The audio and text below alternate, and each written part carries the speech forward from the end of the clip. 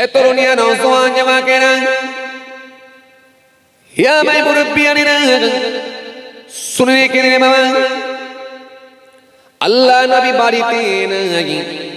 আম্মা জান হযরত আয়েশা সিদ্দিকা রাদিয়াল্লাহু তাআলা আনহা বাড়িতে আছেন। হঠাৎ করে দেখা যায় তিনজন সাহাবী এসে হাজির হয়ে গেলেন। দরজার বাইরে থেকে একটা আওয়াজ দিয়ে বললেন, ওগো আমাদের আম্মা জান, আমার রাসূলুল্লাহ বাড়িতে নাই। কিন্তু আমার নবী যখন আমাদের কাছে থাকেন, নবী কি কি করেন সব আমরা জানি। নবী নামাজ পড়েন এটাও আমরা জানি, নবীর মুখে দাঁড়িয়ে আছে এটাও আমরা জানি, নবী সত্য কথা বলেন এটাও আমরা জানি, নবীর কথাগুলো সবই আমরা জানি। কিন্তু আম্মা জানে একটা কোশ্চেন হচ্ছে, আমার নবী যখন বাড়িতে থাকেন কি কি করেন সেটা যদি একটু বলে দিতেন। কারণ আমার রাসূলুল্লাহ যখন বাড়িতে থাকেন আমাদের থেকে আলাদা থাকেন, আমাদের থেকে যখন পৃথক হয়ে যান, আলাদা হয়ে যান, আমার নবী যখন বাড়িতে থাকেন কি কি করে যদি একটু বলে দিতেন, আমরা তাহলে সেই আমলগুলো করতাম। আম্মা জান আয়েশা সিদ্দিকা রাদিয়াল্লাহু তাআলা আনহা তিনি সেই সময় বলেছিলেন, আমার নবী যখন বাড়িতে থাকেন অতি সাধারণ কাজগুলো, ছোট ছোট কাজগুলো করেন। ওয়াকুমুল বাইতা ওয়াহলিবুনা সাতা ওয়াখিতা সাওবাহু ওয়াকসিফানা আলাহু ওয়ায়ামিনু বিযাতি মিনাস সাক। ওয়ান আয়েশা ক্বালাত কানা রাসূলুল্লাহ সাল্লাল্লাহু আলাইহি ওয়াসাল্লাম ইউহিব্বুল হালওয়া ওয়াল আসালা। আমার নবী যখন বাড়িতে থাকেন অতি সাধারণ কাজগুলো করেন, ছোট ছোট কাজগুলো করেন যেগুলো মানুষের চোখে ধরে না, মানুষ যেগুলো করতে চায় না। এগুলো আমি যেগুলো আপনাদের দিচ্ছি এগুলো কিন্তু এক্সট্রা দিচ্ছি, এগুলো পারলে লাগাতে পারেন, এগুলো পারলে আপনারা লাগাতে পারেন, এগুলো এক্সট্রা দিচ্ছি, পারলে লাগাতে পারেন। আম্মা জান আয়েশা সিদ্দিকা রাদিয়াল্লাহু তাআলা আনহা আম্মা জানকে জিজ্ঞাসা করা হলো, ও আমাদের আম্মা জান, তাহলে আপনি বলুন আমার নবী বাড়িতে থাকলে কি করেন? আম্মা জান আয়েশা সিদ্দিকা রাদিয়াল্লাহু তাআলা আনহা সেই সময়ে বললেন, আমার নবী বাড়িতে থাকলে ছোট ছোট কাজগুলো করেন। এক নাম্বার হলো ওয়াকুমুল বাইতা, নবী আমার বাড়িতে থাকলে ঝাড়ুটাকে হাতে নিয়ে ঘরটা, বারান্দাটা, ডাইনিংটা, বাইরেটা ঝাড়ু দিয়ে দেয়। আমি বলছিলাম ইয়া রাসূলুল্লাহ, ইয়া হাবিবাল্লাহ, ও আল্লাহ নবী, আপনার সম্মান আল্লাহ এত দিয়েছেন, কোরআন স্পষ্ট ঘোষণা দিয়েছে, ইয়া আইয়ুহাল্লাযীনা আমানু ইসতাজিবু লিল্লাহি ওয়াল রাসূল ইযা দাআকুম, ইয়া আইয়ুহাল্লাযীনা আমানু লা তারফাউ আসওয়াতাকুম ফাওকা সাওতিন নবী। কোরআন স্পষ্ট ঘোষণা দিয়েছে, মা আতাকুমুর রাসূলু ফাখুযুহু ওয়া মা নাহাকুম আনহু ফান্তাহু। কোরআন স্পষ্ট ঘোষণা দিয়েছে, কোরআন এক জায়গায় নয় একাধিক জায়গায় বলেছে, আল্লাহু ওয়ালিউল্লাযীনা আমানু ইখরিজুহুম মিনাজ যুলুমাতি ইলান নূর ওয়াল্লাযীনা কাফারু আউলিয়াহুমুত তাগুত ইখরিজুহুম মিনান নূরি ইলাজ যুলুমাত উলাইকা আসহাবুন নার হুম ফিহা খালিদুন। কোরআন এক জায়গায় নয় একাধিক জায়গায় আমার নবীর শান নিয়ে, আমার নবীর ইজ্জত নিয়ে আলোচনা করেছে। আম্মা জান আয়েশা সিদ্দিকা বললেন, ও আল্লাহ নবী, আপনার জন্য আল্লাহ সব করে দিয়েছেন, আর আপনি ঘর ঝাড়ু দেবেন এটা কেমন করে হয়? ও আল্লাহ নবী, আপনি ঝাড়ুটা আমাকে দেন, আমি আয়েশা ঝাড়ু দেবার জন্য আছি। আমার নবী বলেছিলেন, আয়েশা এ ঘরটা শুধু তোমার একার নয়, এ ঘরটা আমারও একার নয়, এ ঘরটা হলো আমাদের ঘর। অতএব আমাদের সংসার, আমাদের ঘর। আয়েশা তুমি দিলেও দিতে হবে, আমি দিলেও দিতে হবে। সুতরাং আয়েশা তুমি একটা অন্য কাজ করছো, আর আমি যদি ঝাড়ুটা দিয়ে গিয়ে আপত্তি কোথায়? চলো আমাদের ঘর, আমি কেন দিতে পারবো না? আয়েশা আমার নবী নিজে হাতে ঝাড়ুটা নিয়ে ঘর বারান্দাটা ঝাড়ু দিয়ে দেয়। কোমল বাইতা নবী আমার ঘর ঝাড়ু দেয়। ওয়াহলে বুন সাদা বকরির দুধ দহন করেন। ওয়াকিতা সাওবাহু নবী আমার ছেঁড়া কাপড়গুলোকে সেলাই করেন। ওয়াকসিফা নালাহু নবী আমার ছেঁড়া জুতোগুলোকে সেলাই করেন। ওয়ামিলু বিজাতি মিনাস সুক নবী আমার কাঁধে করে বাজার বহন করে নিয়েছে, আমি আয়েশা আমার কাছে পৌঁছে দেয়। হ্যাঁ, কত সুন্নত নেবেন আপনি, কত সুন্নত নেবেন, কত নেকি নেবে। এই নেকিটা করতে গেলে আপনাকে তো আর পুকুরে গিয়ে গলা পর্যন্ত ডুবাতে হচ্ছে না। আমি বলেছি একবারও যে গলা পর্যন্ত ডুবিয়ে ওখানে জিকির করুন। শীতের রাতে, ঠান্ডার রাতে গলা পর্যন্ত পুকুরে গিয়ে গলা পর্যন্ত গলা ডুবিয়ে দিয়ে আর ওখানে গিয়ে জিকির করুন। এটা কিন্তু একবারও বলি। আমি কি বলেছি আপনাকে, যান আফ্রিকার জঙ্গলে চলে যান, গিয়ে ওখানে বাঘ হাতির সঙ্গে মোকাবেলা করে ওখানে গিয়ে জিকির করুন। বেঁচে থাকলে আপনি আল্লাহর ওলি হয়ে যাবেন, আর বাঘে খেয়ে নিলে বাঘের পেটে চলে যাবে। এটা বলেছি একবারও বলিনি। আমি বলেছি সময় পেলে একটু লাগা, ভালো কাজ, ভালো কাজ, ভালো কাজ। কাঁচা সবজি কিনে নিয়ে আসছেন, কাঁচা সবজি কিনে নিয়ে আসছেন, তাজা মাছ নিয়ে আসছেন, কেন বিড়ির টান দিতে দিতে নিয়ে আসবেন? কেন বিড়ির টান দিতে দিতে নিয়ে আসবেন? বাম হাতে কাঁচা সবজি নিয়েছেন, বাজার নিয়েছেন, আলু নিয়েছেন, পটল নিয়েছেন, মাছ নিয়েছেন, আর ডান হাতে বিড়ির টান দিচ্ছেন। কেন দেবেন আপনি? কেন দেবেন? এটা ছাড়ুন, এটা ছাড়ুন, এটা ছাড়ুন। সবজিটা যখন কিনে নিয়ে আসছেন, একটা নিয়ত করুন, বিড়ি সব ছেড়ে দেন, নিয়ত করুন, আল্লাহ আমার নবী নিয়ে এসে মা আয়েশা সিদ্দিকাকে দিয়েছেন, আমি নবী সুন্নত মনে করে নিয়ে যাচ্ছি আল্লাহ। কিন্তু আপনার ভেতরে একটা অহমিকা ঢুকে আছে, আমি হাজী সাহেব, আমি হুজুর সাহেব, আমি পীর সাহেব, আমি পীরজাদা সাহেব, আমি নামাজি সাহেব, আমি দরবেশ সাহেব, আমি ইমাম সাহেব, আমি বাজার। এটা দেখতে খারাপ লাগে, কত দৃষ্টিকটু, দেখতে খারাপ লাগে। আমি বাজার বহন করে নিয়ে আসবো, এটা কখনো হয় না।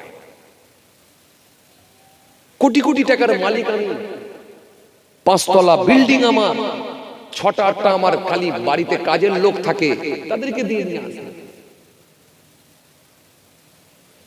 না। ইচ্ছা গেলে এটাকে কাজে লাগাতে পারে, যদি ইচ্ছা যায়, যদি মন চায় এটাকে কাজে লাগাতে পারে, কাজে লাগাতে পারে। এটা ভালো কাজ, খারাপ কাজ না, খারাপ কাজ না। বাড়িতে আছেন, আপনার বিবি একটা কাজ করছে, আপনি বাচ্চাটাকে একটু কোলে নিয়ে ভোলাতে পারেন, বাচ্চাটাকে ফিটারটা খাইয়ে দিতে পারে, এটা একটা ভালো কাজ, আপত্তি নেই। এটা নবিয়ানা তরিকাই হচ্ছে, নবীর সুন্নত হচ্ছে, এতে গোনা নাই, বরং নেকি আছে, নেকি আছে। আপনি আপনার বিবিকে হেল্প করতে পারেন, এতে আপত্তি নাই। এটা ইসলাম শিখিয়েছে, আমার রাসূল শিখিয়েছে, এগুলো ভালো কাজ, এতে কোনো সমস্যা নাই, এতে নেকি আছে, সওয়াব আছে, গোনা কিন্তু নাই, গোনা নাই। আমার দিনদার ইমানদার নেকটা আল্লাহ আল্লাহ ভাইরা, তাহলে আমার নবী ছেঁড়া জুতোগুলো পর্যন্ত সেলাই করেছেন। আল্লাহু আকবার। যে নবীর সম্মান আল্লাহ এত দিলেন, নিজের নবীর ইজ্জত আল্লাহ এত দিলেন। এইরকম করে হাত খানাকে যখন লম্বা করে দিতেন, আগুনের মাথা থেকে পানির ফোয়ারা বেরোতো, পানির ঝর্ণা, ঝর্ণার নাই পানি বের হতো, আগুনের মাথা থেকে, নোকের মাথা থেকে ঝর্ণার নাই পানি বের হতো। সাহাবায়ে কেরামেরা ওই পানিতে ওযু করেছেন। আল্লাহু আকবার। আমার নবী সম্মান আল্লাহ কি দিয়েছে, জিনার আগুনের ইশারায় আকাশের চাঁদ দ্বিখণ্ডিত হয়েছে, দুটুকরো হয়ে গেছে। জিনার জাবানের দোয়ায় ডোবা সূর্য পুনরায় ফের উদিত হয়েছে, আবার উঠেছে। জিনার জাবানের দোয়ায় হাতের মুঠোর মধ্যে কাঁকর বালুগুলো ধুলো ময়লাগুলো আশহাদু আন্না মুহাম্মদ রাসূলুল্লাহ সাল্লাল্লাহু আলাইহি ওয়াসাল্লাম বলে সাক্ষ্য দিয়েছে। তো তিনি যদি ঘর ঝাড়ু দিতে পারে, আমি কেন পারবো না? হুজুর কে হাজি সাহেব, কে দরবেশ সাহেব, কে মাস্টার সাহেব, কে ডাক্তার সাহেব, কে ইমাম সাহেব, কে হাফেজ সাহেব, কাউকে চিনি না। আমার নবী যদি দিতে পারে, কোনো কথা শুনতে চায় না। আমি বাড়িতে যদি সময় পাই, এক দুবারও তো দিতে পারি। কথা কিছু বুঝে যাচ্ছে আমার? একটু নিয়ত চেষ্টা করতে পারি, আমার নবী করেছেন, করছি, ব্যাস। এই ভালো কাজটা আল্লাহর দরবারে কবুল হতে পারে, হতে পারে। 12 বছর ধরে জেনা করেছিল, আপনাদের জানা আছে, একদিন দুদিন না, এই ওয়াজ আপনাদের শোনা আছে। মহিলা একটা ভালো কাজ করেছিল, কি কুকুরকে পানি খাইয়ে দিয়েছে। এই কুকুরকে পানি খাওয়ানোর জন্য আল্লাহ এত খুশি হয়ে গেলেন, আল্লাহু আকবার, আল্লাহ এত খুশি হয়ে গেলেন। কুকুরটা হাঁপাচ্ছে পানির পিপাসায় তেষ্টায়, দেখো ওর মুখে পানি নিয়ে দিয়েছে। আল্লাহ খুশি হয়ে গেলেন, খুশি হয়ে গেলেন, যা তোর আগের গুনাহগুলোকে মাফ করে দিয়ে আমি আল্লাহ তোকে জান্নাত দিয়ে দিলাম। আল্লাহ তো সব পারে, খালি আমার আল্লাহর কোন কাজটাকে ভালো লেগে যাওয়া, ভালো লেগে যাওয়ার ব্যাপার, এটা একটা ভালো লেগে গেলেই কাজ হয়ে যাবে। আপনি যদি মনে করেন যে না আমি নামাজ পড়ে আর দাঁড়িয়ে রেখে আল্লাহকে খুশি করব, এটা খুশি হতেও পারে নাও পারে, সেটা আল্লাহর মাসিয়াত, আল্লাহর ইচ্ছা। কিন্তু এমন কিছু ভালো কাজ আপনার ভেতরে হয়ে আছে যেটা একটা আমার আল্লাহর কাছে ভালো লেগে গেছে, ব্যাস আপনি গেনা সাকসেসফুল। একটা ভালো কাজ ভালো লেগে যাবে, ভালো লেগে যাওয়ার ব্যাপার, অন্য কিচ্ছু নয়। কথা বুঝে আসছে কি বলছি? জি, আপনি একটা কারখানায় কাজ করেন, টাকা নামার দিকে খেয়াল করেন, একটা কারখানায় কাজ করেন, মনিব আপনাকে বলেছে, মালিক আপনাকে বলেছে, কি বলেছে? মালিক আপনাকে বলেছে, মনিব আপনাকে বলেছে, কি বলেছে? এই ডিউটিটা তোমাকে পালন করতে হবে, এই কাজগুলো তোমাকে করতে হবে। কি আপনাকে কিছু কাজ দেখিয়ে দিয়েছে, এই কাজগুলো তোমাকে করতে হবে। কিন্তু এই কাজগুলো করতে করতে করতে করতে করতে করতে আপনি ওই কাজগুলো শেষ করে দেওয়ার পরে আপনি মনে মনে ভাবলেন যে মালিকের বাড়িটা একটু নোংরা হয়ে আছে, অন্তত একটু ঝাড়ুটা দিয়ে দিন। শুনলেন আমার কথা? মালিকের বাড়িটা একটু নোংরা হয়ে আছে, একটু ঝাড়ু দিয়ে দিলেন। এটা কিন্তু মালিক কিন্তু মনিব কিন্তু আপনাকে বলেন ঝাড়ু দিতে, আপনি এক্সট্রা ঝাড়ু দিয়ে দিলেন। আপনি দেখবেন মালিক নিয়ে এসে গাড়িটা রেখে দিয়েছে, মোটরসাইকেলটা রেখেছে, মোটরসাইকেলটা কাদা হয়ে আছে, যাক ঘরই তো মোটর আছে, স্যালোর আপনি কি বলে সাবমার্সেল কল আছে বা মোটর আছে, ওই পাইপ থেকে পানি নিয়ে একটু পরিষ্কার করেন। মালিক ঘুম থেকে উঠে বলে, কি ব্যাপার আমার গাড়িকে ধুলো? দাদা আমি ধুয়ে দিয়েছি, কাদা হয়েছিল ধুয়ে দিয়েছি। মালিক ঘুম থেকে বলে, কি ব্যাপার আমার ঘরের এই বারান্দাটা কে ঝাড়ু দিল, এখানেটা কে ঝাড়ু দিল? দাদা নোংরা হয়েছিল, গাছের পাতা পড়েছিল, আমি তো দিয়ে দিলাম। মনটা খুশি হলো না বলুন? তখন মালিক বলছে, আরে এটা তো আমি বলিনি। তাহলে দেখো গো, আমার তো বাড়িতে আরো 10টা লেবার আছে, কিন্তু এক্সট্রা কাজ তো কেউ করে দেয়নি। এই মনে লেগে গেল, এই মনে লেগে যাওয়াটার ব্যাপার। আপনি এমন কাজ কিছু করে দেন যেটা আল্লাহর কাছে প্রিয় বান্দা হয়ে যেতে পারে, আমার আল্লাহর মনোপ্রত হয়, আমার আল্লাহর পছন্দনীয় হয়ে যায়, এরকম কিছু কাজ করে দেন, সেটা আপনি খুঁজে বার করেন, আপনার কাউকে কিছু বলতে হবে না, খুঁজে বার করেন। আলহামদুলিল্লাহ, যথেষ্ট শুনছেন, শুনবেন আলহামদুলিল্লাহ। আপনারা অনেক জ্ঞানীগুণী মানুষ, জানেওয়ালা মানুষ, কাউকে ছোট করতে নাই, অনেক বেশি আপনাদের জ্ঞান আছে না? ঠিক আছে, কি বলছি বুঝে আসছে? এই মনে লেগে যাওয়ার ব্যাপার, এতেই কাজ হয়ে যাবে ইনশাআল্লাহ, এতেই কাজ হবে, এতেই কাজ হবে। আর যদি মনে না লাগে তাহলে কিন্তু বিপদ, মনে না লাগলেই কিন্তু বিপদ। এই জন্য আপনাকে খুঁজে বার করতে হবে কোনটা ঠিক করছি আর কোনটা ভুল করছি, সেটা আপনাকে নিজেকে খুঁজে বের করে নিতে হবে, ঠিক না ভুল? কথা বুঝে আসছে? তরুণিয়া নওজোয়ান যুবকেরা, হে আমার মুরব্বিয়ানেরা, শুনে রেখে দিন বাবা, আল্লাহ নবী হযরত সুলাইমান নবীর নাম আপনারা শুনেছেন? কথা বলে না। সুলাইমান নবীর নাম শুনেছেন? মস্ত বড় তিনি একজন নবী ছিলেন, কিন্তু তিনি রাসূল ছিলেন না, বরং তিনি নবী ছিলেন। নবী আর রাসূলের মধ্যে একটা তফাৎ আছে। যিনার উপর আল্লাহ কিতাব নাজিল করেছেন তিনি হলেন রাসূল, যিনি রাসূল তিনি অবশ্যই নবী, কিন্তু যিনি নবী তিনি রাসূল নাও হতে পারেন, কিন্তু যিনি রাসূল তিনি অবশ্যই নবী। আমার রব্বুল আলামিন আল্লাহ বনি ইসরাইল গোত্রে একজন নবীকে পাঠিয়েছিলেন, রাসূলকে পাঠিয়েছিলেন, যার নাম হলো হযরতে মুসা কালিমুল্লাহ। হযরত মুসা কালিমুল্লাহকে আমার আল্লাহ বনি ইসরাইল গোত্রে পাঠিয়েছিলেন।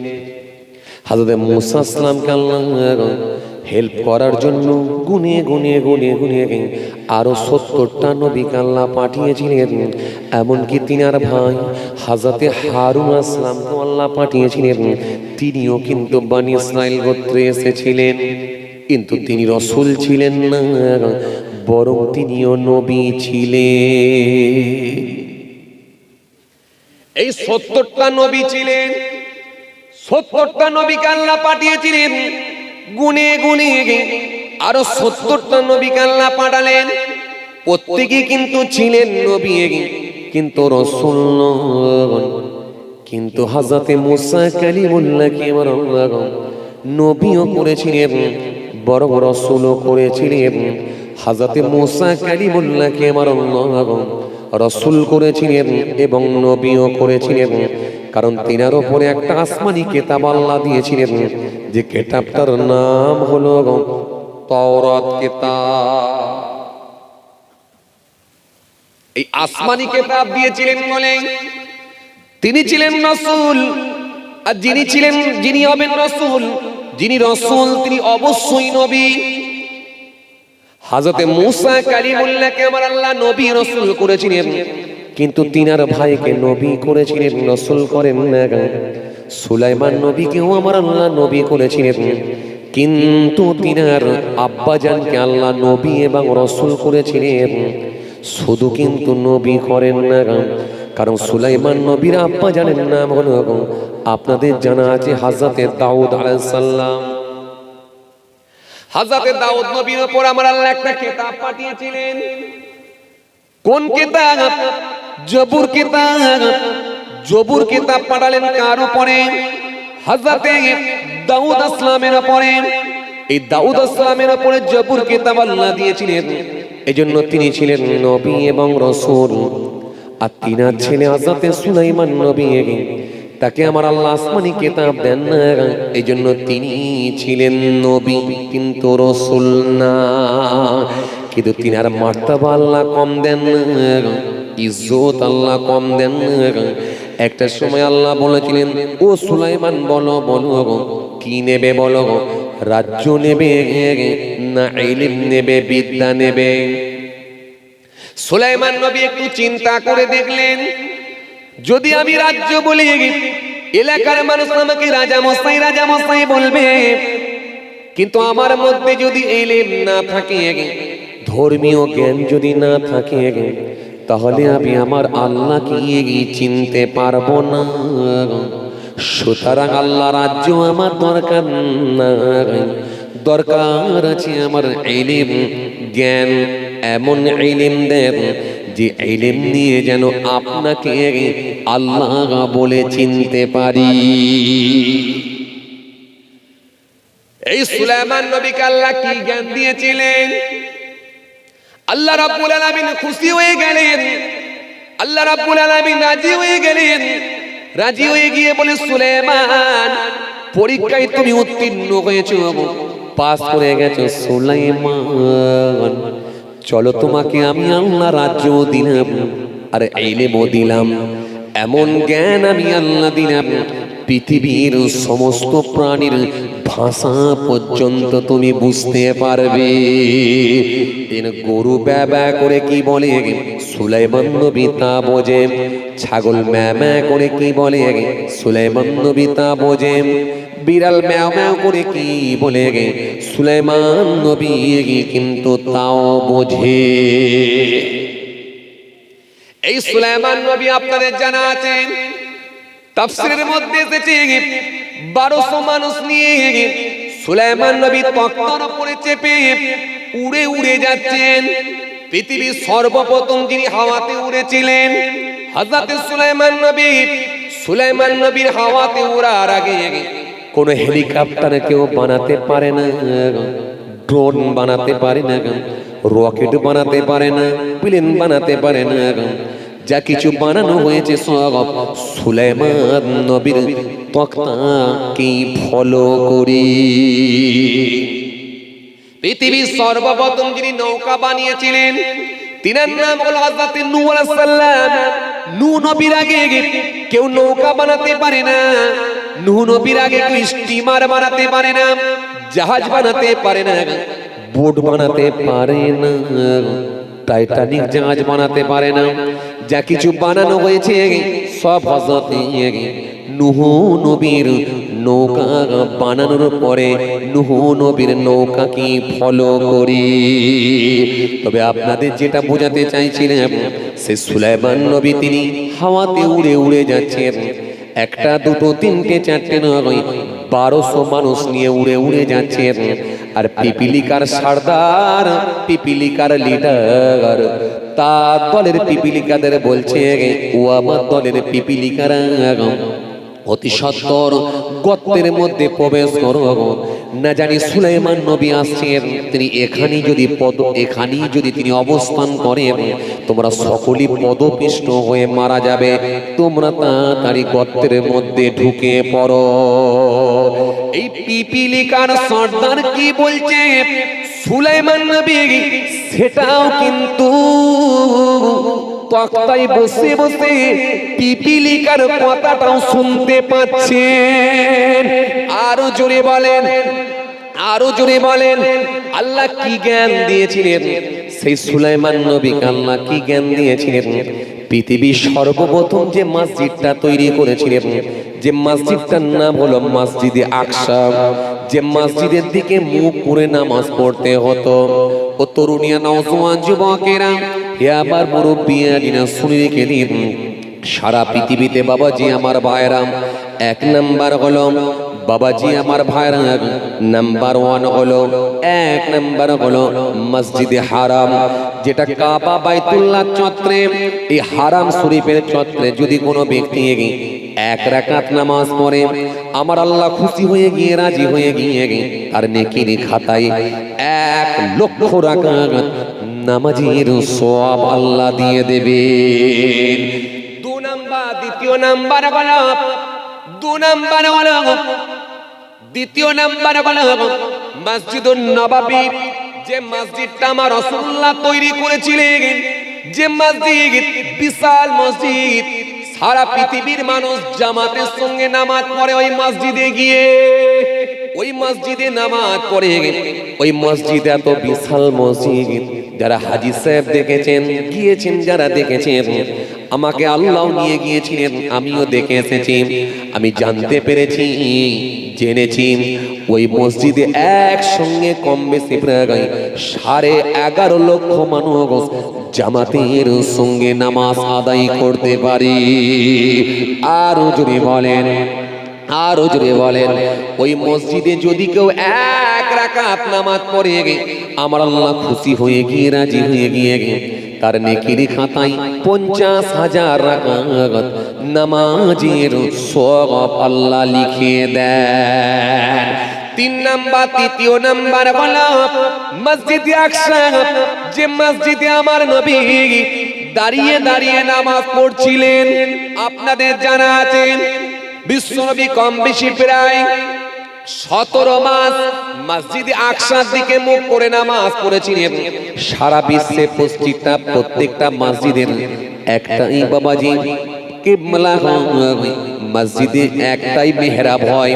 সারা বিশ্বের প্রত্যেকটা মসজিদের দেখবেন একটাই মেহরাব হয়, কিন্তু বাবাজি একটা মসজিদের 2টা মেহরাব। যে মসজিদটার নাম হলো মসজিদে যুকিবলাতাইন, যাকে বলা হয় আপনাদের জানা আছে। মক্কা শরীফে গেলে আপনারা দেখতে পাবেন ওই মসজিদে আমার নবী একদিন দাঁড়িয়ে দাঁড়িয়ে দাঁড়িয়ে দাঁড়িয়ে নামাজ পড়ছেন। মুখ কোন দিকে? মসজিদে আকসার দিকে। মসজিদে আকসার দিকে মুখ করে আমার নবী নামাজ পড়ছেন।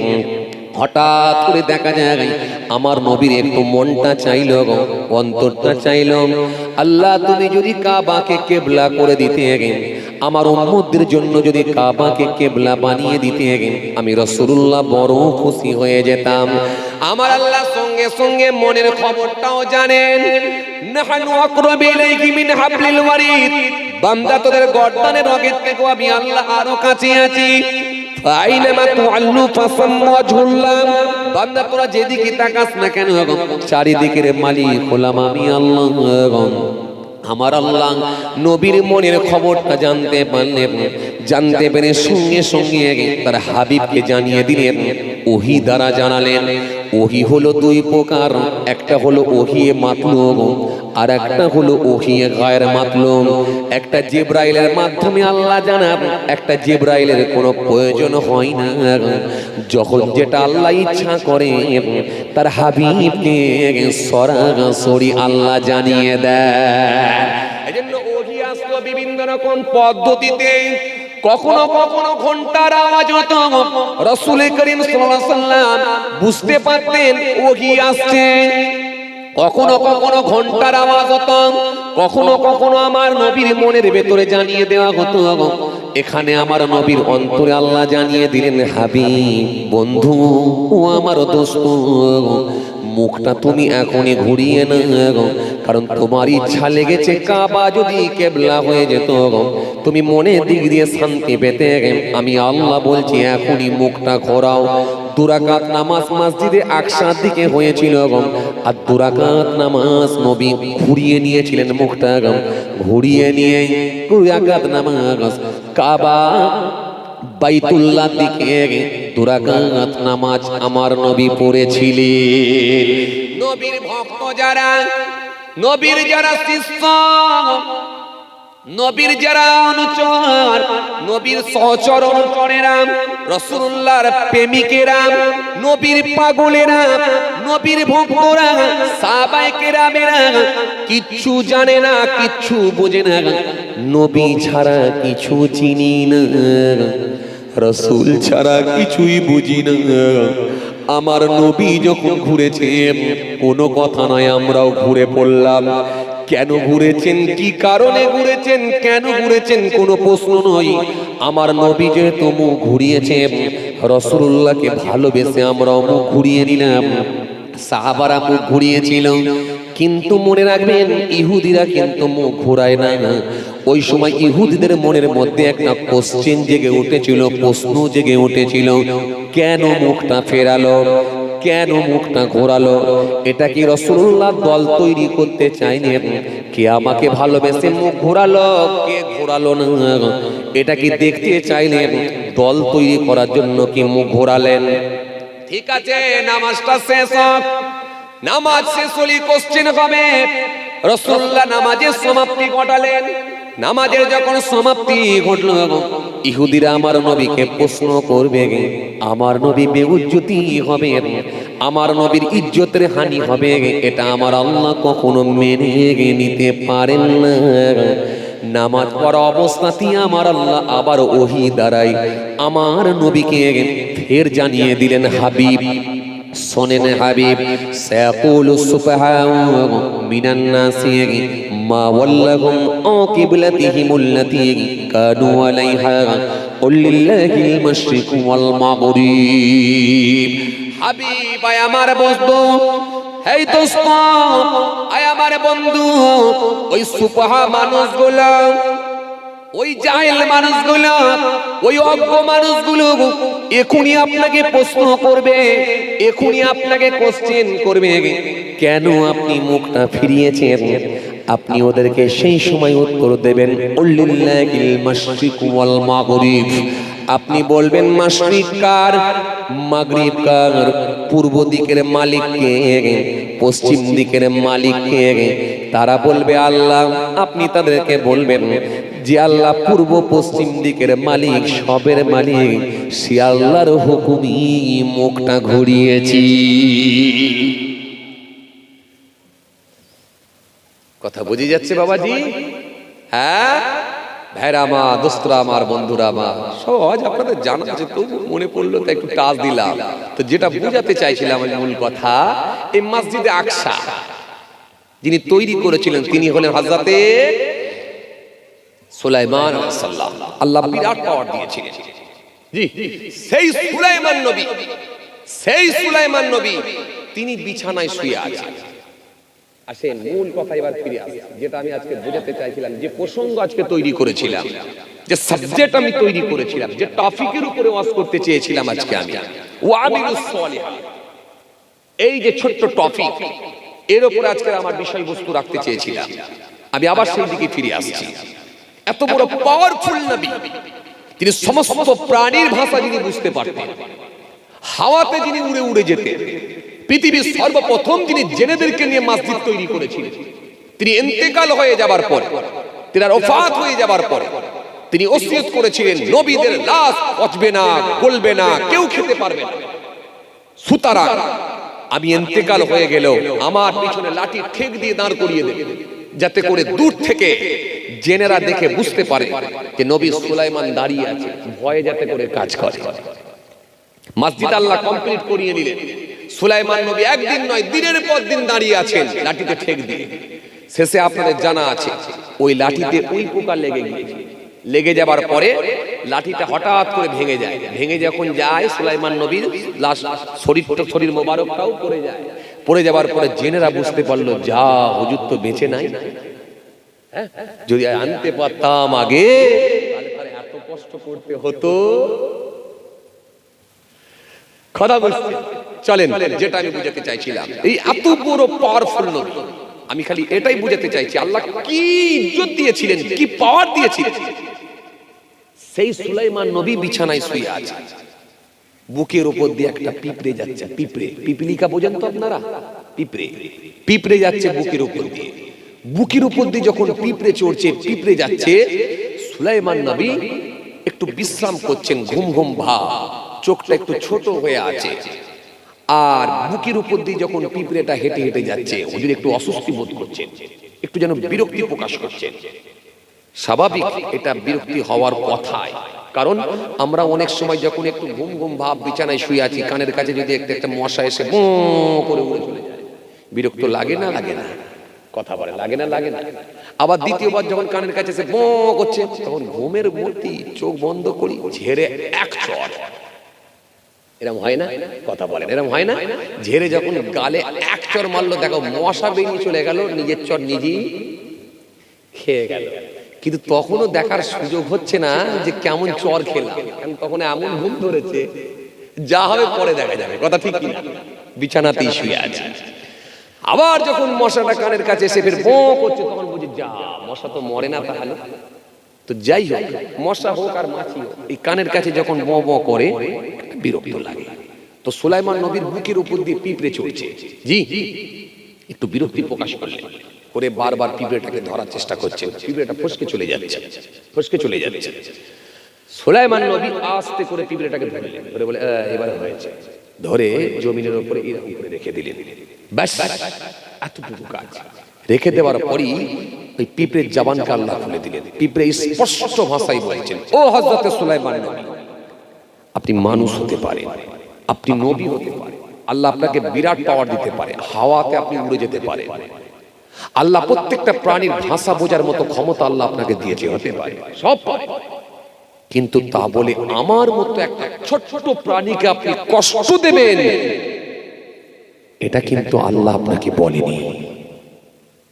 সুলাইমান নবী তো চিন্তিত হয়ে পড়লেন, পিপিলিকা তোমাকে আমি কি কষ্ট দিলাম? হুজুর, আপনি আমার মতো ছোট্ট পিঁপড়েকে ধরে জমিনের উপর আছাড় মারলেন, আমি একটা ক্ষুদ্র প্রাণী, আমার কি কোনো কষ্ট হয়নি বলে মনে হয়? কাল কিয়ামতের ময়দানে যেদিনে আমার আল্লাহ জাররা জাররা বিচার করবেন, ফামাই ইয়ামাল মিসকালা যাররাতিন খায়রান ইয়ারা ওয়া মাই ইয়ামাল মিসকালা যাররাতিন শাররান ইয়ারা, সেই দিনটা কিন্তু আমি আল্লাহর কাঠগড়ায় আপনাকে দাঁড় করিয়ে দেব, আমি পিঁপড়েও আপনাকে ছেড়ে দেব। চিন্তা করেন, মারাত্মক ব্যাপার। চিন্তা করেন সুলাইমান নবীর মতো একটা পাওয়ারফুল নবীকে পিঁপড়ে বলছে, হুজুরের জীবনীর মধ্যে পাওয়া যায়, পিঁপড়ে বলছে কাল কিয়ামতের ময়দানে আপনাকে আমি ছাড়ব না। আর আমরা কি করি একটু বলি এবার, আমরা কি করি একটু বলি এবারে। আমরা অনেক সময় খোলা গাড়ি, যেগুলো ম্যাক্স বলি, কি বলে ম্যাক্স ভ্যান না কি বলে ওটা, মহেন্দ্র ম্যাক্স। এই মহেন্দ্র ম্যাক্স গাড়িতে যেখানে 3টে গরু কি 4টে গরু ঢুকার ক্যাপাসিটি আছে, সেখানে আমি 7টা গরু নিয়ে যাচ্ছি, খালি ইনকাম বেশি হবে বলে। কথা বলেন না কেন, সত্যি কথা বলেন একটু। 7খানা গরু ঢুকিয়েছি, কোন গরুর কল্লা পেছন দিকে ঝুলছে, ডালার উপর দিয়ে ঝুলছে কল্লা, কোন গরুর পা ঠ্যাং দুটো ঝুলছে জমিনের উপরে, আর আমি গরু নিয়ে যাচ্ছি দাঁড়াবার জায়গা নাই, গরুর পিঠের উপরে দাঁড়িয়ে 150 কিলোমিটার যাচ্ছি। এটা কি কোনো প্রাণীর কষ্ট হয়নি বলে মনে হয়? যদি আল্লাহ কোশ্চেন করে, তো দাঁড়ি ছিল, নামাজ ছিল, টুপি ছিল, সব ছিল, কিন্তু প্রাণীকে খুব কষ্ট দিচ্ছিলিস কেন বল? কি হবে? কি হবে?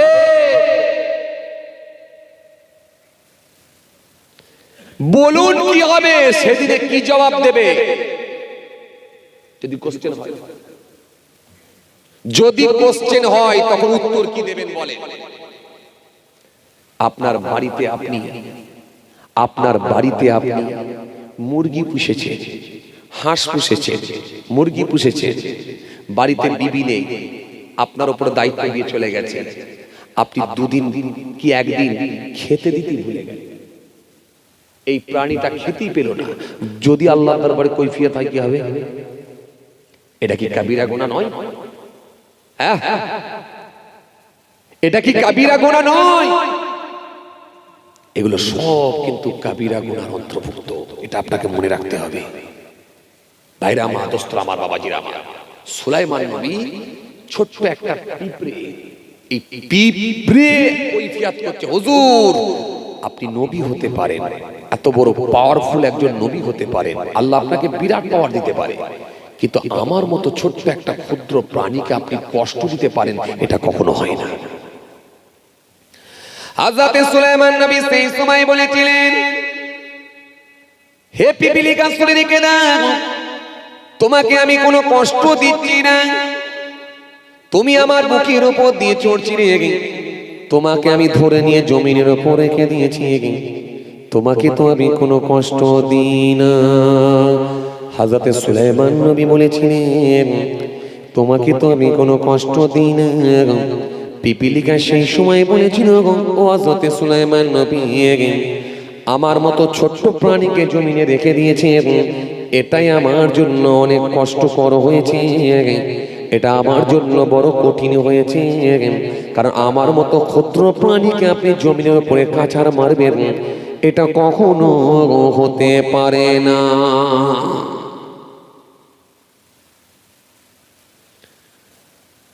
এই জন্য বাবাজি আমার ভাইরা, পৃথিবীর জমিনে বেঁচে আছেন, খুঁজে বার করুন এমন কোন অন্যায় যেন আপনার দ্বারাই না হয়ে যায়, যাতে করে আমার আল্লাহ নারাজ হয়ে যায়, আর এমন কোন ভালো কাজ যদি আপনার দ্বারাই হয়ে যায়, যাতে আমার আল্লাহ খুশি হয়ে গিয়ে আল্লাহর কাছে প্রিয় বান্দা হয়ে কবুল করে নেয়।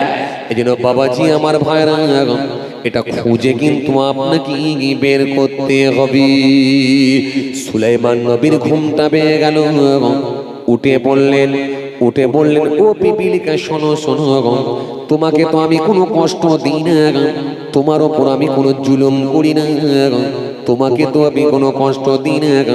পিপীলিকা সেই সময় বলেছিল, সুলাইমান শুনে কে দিন, এটা আপনি মনে মনে ভাবছেন জুলুম করেন, এটা আমার কাছে এটা কিন্তু বড় ধরনের জুলুম হয়েছে।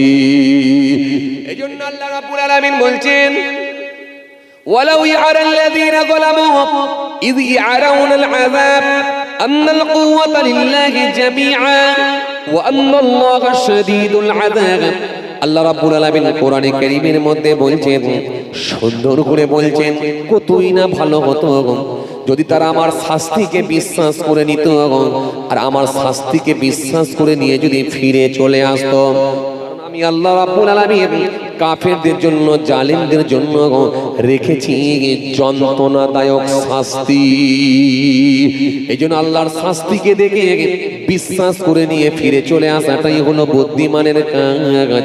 বাবাজি আমার ভাইরা ও তরুণীরা শুনে নাকি, সুতরাং পৃথিবীর জমিনে আপনি জীবন যাপন করবেন, কিন্তু একটা প্রাণীর ওপরও কষ্ট দিতে পারবেন না। কিন্তু আজকের দিনে আমরা তাকিয়ে দেখি, প্রাণী তো দূরের কথা, কত মানুষের উপরে সমাজের মানুষ আজকে জুলুম করছে, কথা ঠিক কিনা? কারোর ক্ষমতা আছে, ও বাবাজি আমার ভাইরা, কেউ একটু মোটা সোটা মানুষ দুর্বল ব্যক্তির উপরে জুলুম করছে, কেউ একটু রাজনীতির ঝান্ডা হাতে ধরেছে, একটু রাজনীতির ঝান্ডাকে সামনে রেখে পিছনে কিছু লোক তার পিছনে ঘোরাঘুরি করে, বলে নিরীহ মানুষের উপরে চড়াও হয়, নিরীহ মানুষটার বাড়ি ভেঙে দেয়, গাড়ি ভেঙে দেয়, খড়ের গাদায় আগুন লাগিয়ে দেয়। এই জন্য আল্লাহ রাব্বুল আলামিন সুন্দর করে বললেন, সুন্দর করে বলেছেন, ইন্নাল্লাযীনা ইয়াকুলুনা আমওয়ালাল ইয়াতামা যুলমান ইন্নামা ইয়াকুলুনা ফি বুতুনিহিম নার ওয়া সায়াসলাউনা সাঈরা। আল্লাহ সুন্দর করে বললেন, ওই এতিমের মালগুলো যেন জুলুম করে তোমরা খেয়ে নিও না, এতিমের মাল যেন তোমরা ভক্ষণ করে নিও না, কারণ আমি আল্লাহ বলছি, যেটা খাচ্ছ ওটা আগুন খাচ্ছ, আর যে জায়গাটাই তোমরা থাকবে সেই জায়গাটাও হলো আগুন, প্রজ্বলিত আগুনে তোমাদেরকে নিক্ষেপ করা হবে। এই জন্য পৃথিবীর জমিনে জুলুম করো না, মানুষের উপরে জুলুম করো না, কোনো সবল ব্যক্তি দুর্বল ব্যক্তির উপরে যেন জুলুম করো না, কোনো ক্ষমতাবান ব্যক্তি যেন নিরীহ ব্যক্তির উপরে জুলুম করো না, তোমরা যেন জুলুম করো না, জুলুম করো না, জুলুম করো না। কারণ যদি ব্যক্তি জুলুমের শিকার হবে, ওই মাজলুম ব্যক্তিটার জবানে দোয়াটা আল্লাহর দরবারে কবুল হয়ে যাবে। রাসূল করিম সাল্লাল্লাহু আলাইহি ওয়াসাল্লাম বললেন, তিনটে শ্রেণীর মানুষের জবানে দোয়া আল্লাহর দরবারে কবুল হয়ে যায়, দাওয়াতুল মাজলুম, দাওয়াতুল মুসাফির, দাওয়াতুল ওয়ালিদি আলা ওয়ালাদিহি। আল্লাহ নবী বললেন, ছেলে মেয়ের জন্য পিতা মাতার দোয়া আল্লাহর দরবারে কবুল হয়ে যায়। আল্লাহ নবী বললেন, মুসাফিরের জবানে দোয়া আল্লাহর দরবারে কবুল হয়ে যায়।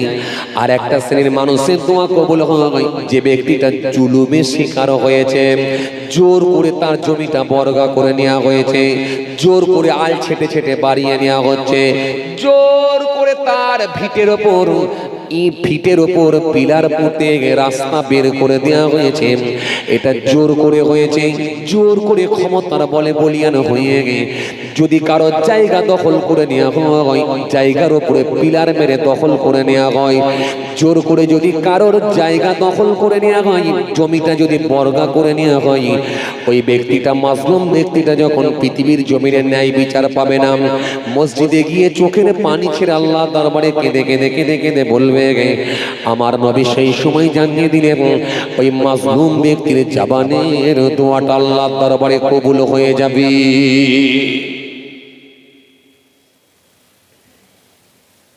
আমি বুঝাতে চাইছি, জুলুম করতে পারবে না, সে মানুষের উপরে হোক আর কোন জানোয়ারের উপরে হোক, কোন প্রাণীর উপরে হোক, একটা প্রাণীর উপরে জুলুম করতে পারবেন না।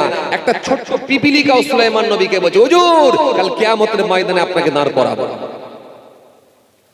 হযরত সুলাইমান নবী উঠে দাঁড়িয়ে পড়লেন, দাঁড়িয়ে বললেন, পিপিলিকা যদি তোমাকে সত্যি কষ্ট দিয়ে থাকি তুমি আমাকে ক্ষমা করো। সুলাইমান নবীর মতো একটা পাওয়ারফুল নবী, তিনি পিপিলিকার কাছে ক্ষমা চাইছেন, ও পিপিলিকা যদি তোমাকে কষ্ট দিয়ে থাকি, সত্যি যদি তোমার কষ্ট হয়ে থাকে তুমি আমাকে ক্ষমা করো। পিপিলিকা সেই সময় বলল, হযরত সুলাইমান নবী আপনি আমার কাছে ক্ষমা চাইবেন না, আপনার মতো এত বড় পাওয়ারফুল নবী আমার কাছে ক্ষমা চাইবেন, এটা কখনো হয় না।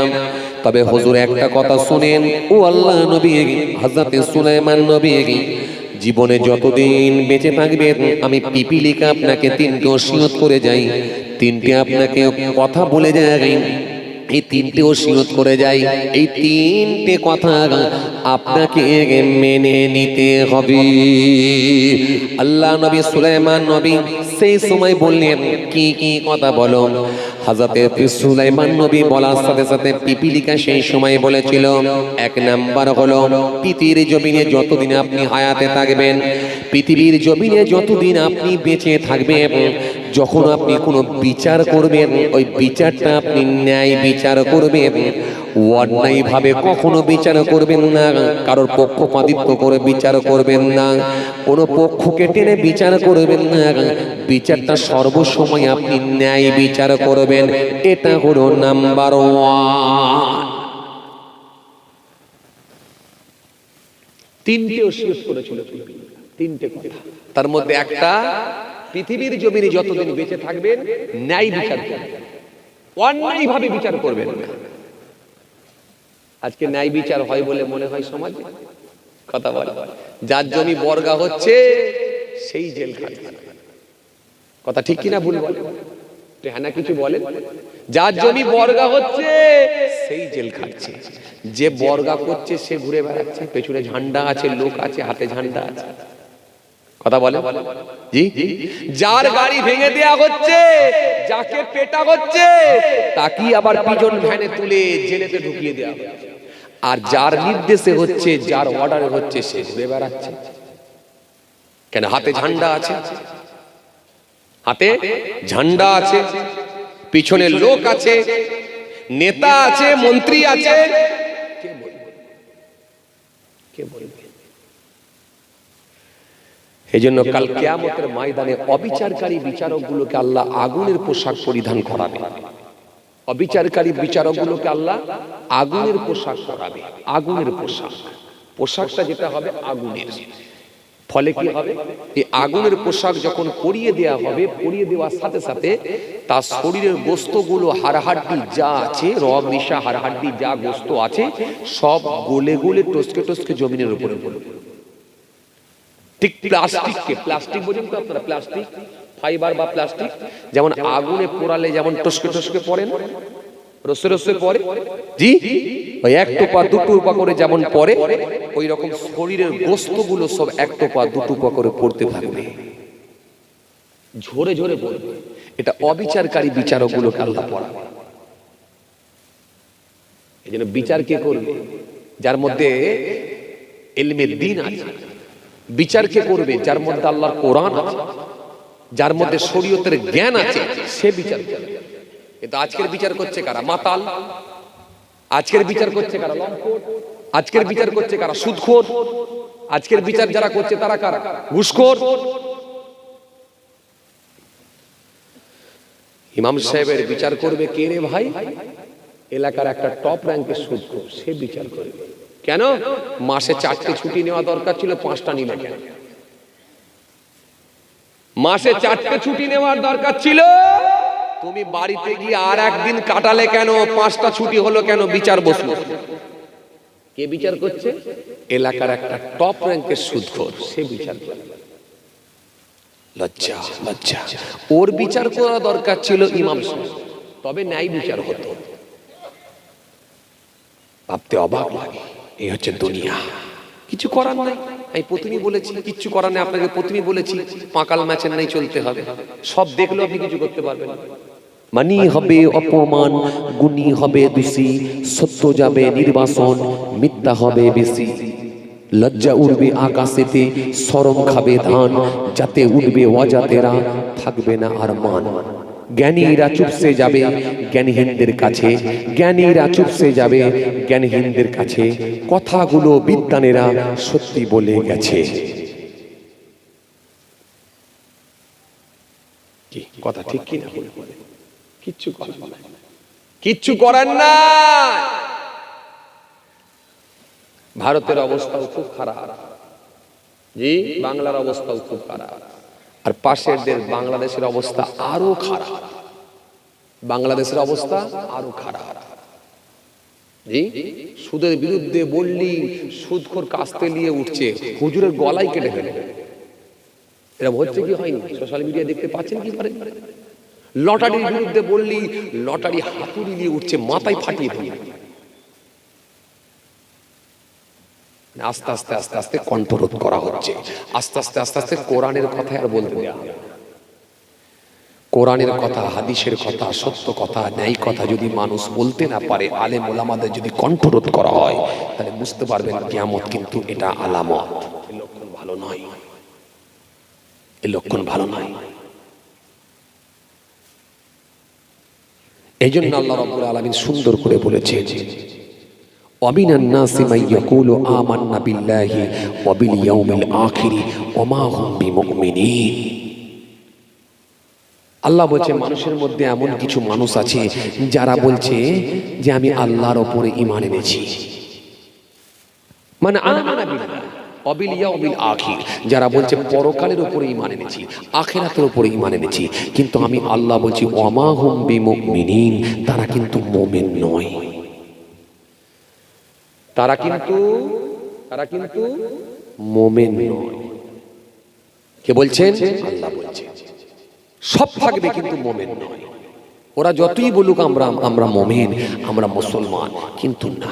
ওয়ালাইসাতিত তাওবাতু লিল্লাযিনা ইয়ামালুনা আস-সাইয়্যাত হাত্তা ইযা হাদারা আহাদাহুমুল মাউত ক্বালা ইন্নী তুবতু আনা ওয়া আলাল লাযিনা ইয়ামুতুনা হুম কুফফার উলাইকা আ'তাদনা লাহুম আযাবান আলীমা। আল্লাহ স্পষ্ট ঘোষণা দিয়েছে, আল্লাহ সুন্দর করে বলে দিয়েছে। আল্লাহ বলছে তাদের তওবাটাও কবুল করব না, তাদের তওবাটাও কবুল করব না। কারণ যারা অন্যায় কাজের সঙ্গে যুক্ত, তাদের তওবাটাও কবুল হবে না, তওবাটাও কবুল হবে না। আর যখন মৃত্যু তাদের কাছে এসে পৌঁছে যাবে, মৃত্যুর কোলে ঢলে পড়বে, ওই সময় যদি তওবা করার চেষ্টাও করে, ওই সময় তওবা করেও কোনো লাভ হবে না। আর কাফেরদের জন্য, জালেমদের জন্য আমি আল্লাহ রেখেছি যন্ত্রণাদায়ক শাস্তি, যন্ত্রণাদায়ক শাস্তি। সব আল্লাহর কোরআনে আল্লাহ বলে দিয়েছে, কিন্তু মানবে কি? মানুষের ভেতর থেকে আল্লাহর ভয় চলে গেছে। প্রথমে একটা কথা বলেছিলাম, আল্লাহর ভয়টাই চলে গেছে। চলেন আজকে যে বিষয়বস্তু আপনাদের সামনে দুটো লাইন দেখাতে চেয়েছি। একটা হচ্ছে ভালো কাজ কিছু করবেন, আর আপনার দ্বারা যেন কোনো খারাপ কাজ না হয়ে যায় এটা চেষ্টা করবেন, এটাই বোঝানোর জন্য বলেছি। ও আমিলুস সলিহাত, আমি এই টপিকের উপরই কিন্তু আজকে আলোচনা করতে চাইছি। তাহলে ভালো কাজ কিছু করবেন, ভালো কাজ কিছু করবেন। পানিটা যখন পান করছেন বসে পান করুন, ডান হাতে পান করুন, ডান হাতে করুন, 3 শ্বাসে পান করার চেষ্টা করুন। এটা একটা ভালো কাজ হতে পারে ইনশাআল্লাহ। ফজরের নামাজ পড়ে রাস্তা দিয়ে হেঁটে হেঁটে যাচ্ছেন, হঠাৎ করে দেখছেন একটা পাটা পড়ে আছে। পাটা, তক্তা বোঝেন তো আপনারা? পাটা পড়ে আছে, এই পাটার উপরে দুটো পেরেক এইরকম করে সোজা হয়ে দাঁড়িয়ে আছে। আপনার চোখে পড়ে গেল, চোখে পড়ে যাওয়ার পর আপনি ভয় পেয়ে গেলেন, আল্লাহু আকবার, যদি আমার না চোখে পড়তো কি হতো? আল্লাহ আমাকে হেফাজত করেছে। ওই পাটাটাকে তুলে নেন, তুলে নিয়ে এমন একটা জঙ্গলের দিকে ছুঁড়ে ফেলে দেন যেখানে মানুষ যাতায়াত করেনি, চলাচল করেনি, হাঁটাহাঁটি করেনি। মানুষ কিন্তু ওই দিকে পাটা ওই দিকে যাবে না, আর মানুষের পায়েও লাগবে না, এমন একটা জায়গায় ফেলে দেন। নিয়ত করুন, আমার নবী শিখিয়েছেন, আবু যার রাদিয়াল্লাহু তাআলা আনহু থেকে বর্ণিত হাদিস এসেছে, আমার নবী শিখিয়েছিলেন, আবু যার, হে আবু যার শুনে রেখে দাও, রাস্তা দিয়ে যখন হাঁটবে, রাস্তায় উপরে যদি কোনো কষ্টদায়ক বস্তু থাকে সেটাকে তুমি দূর করে দাও, সরিয়ে দাও।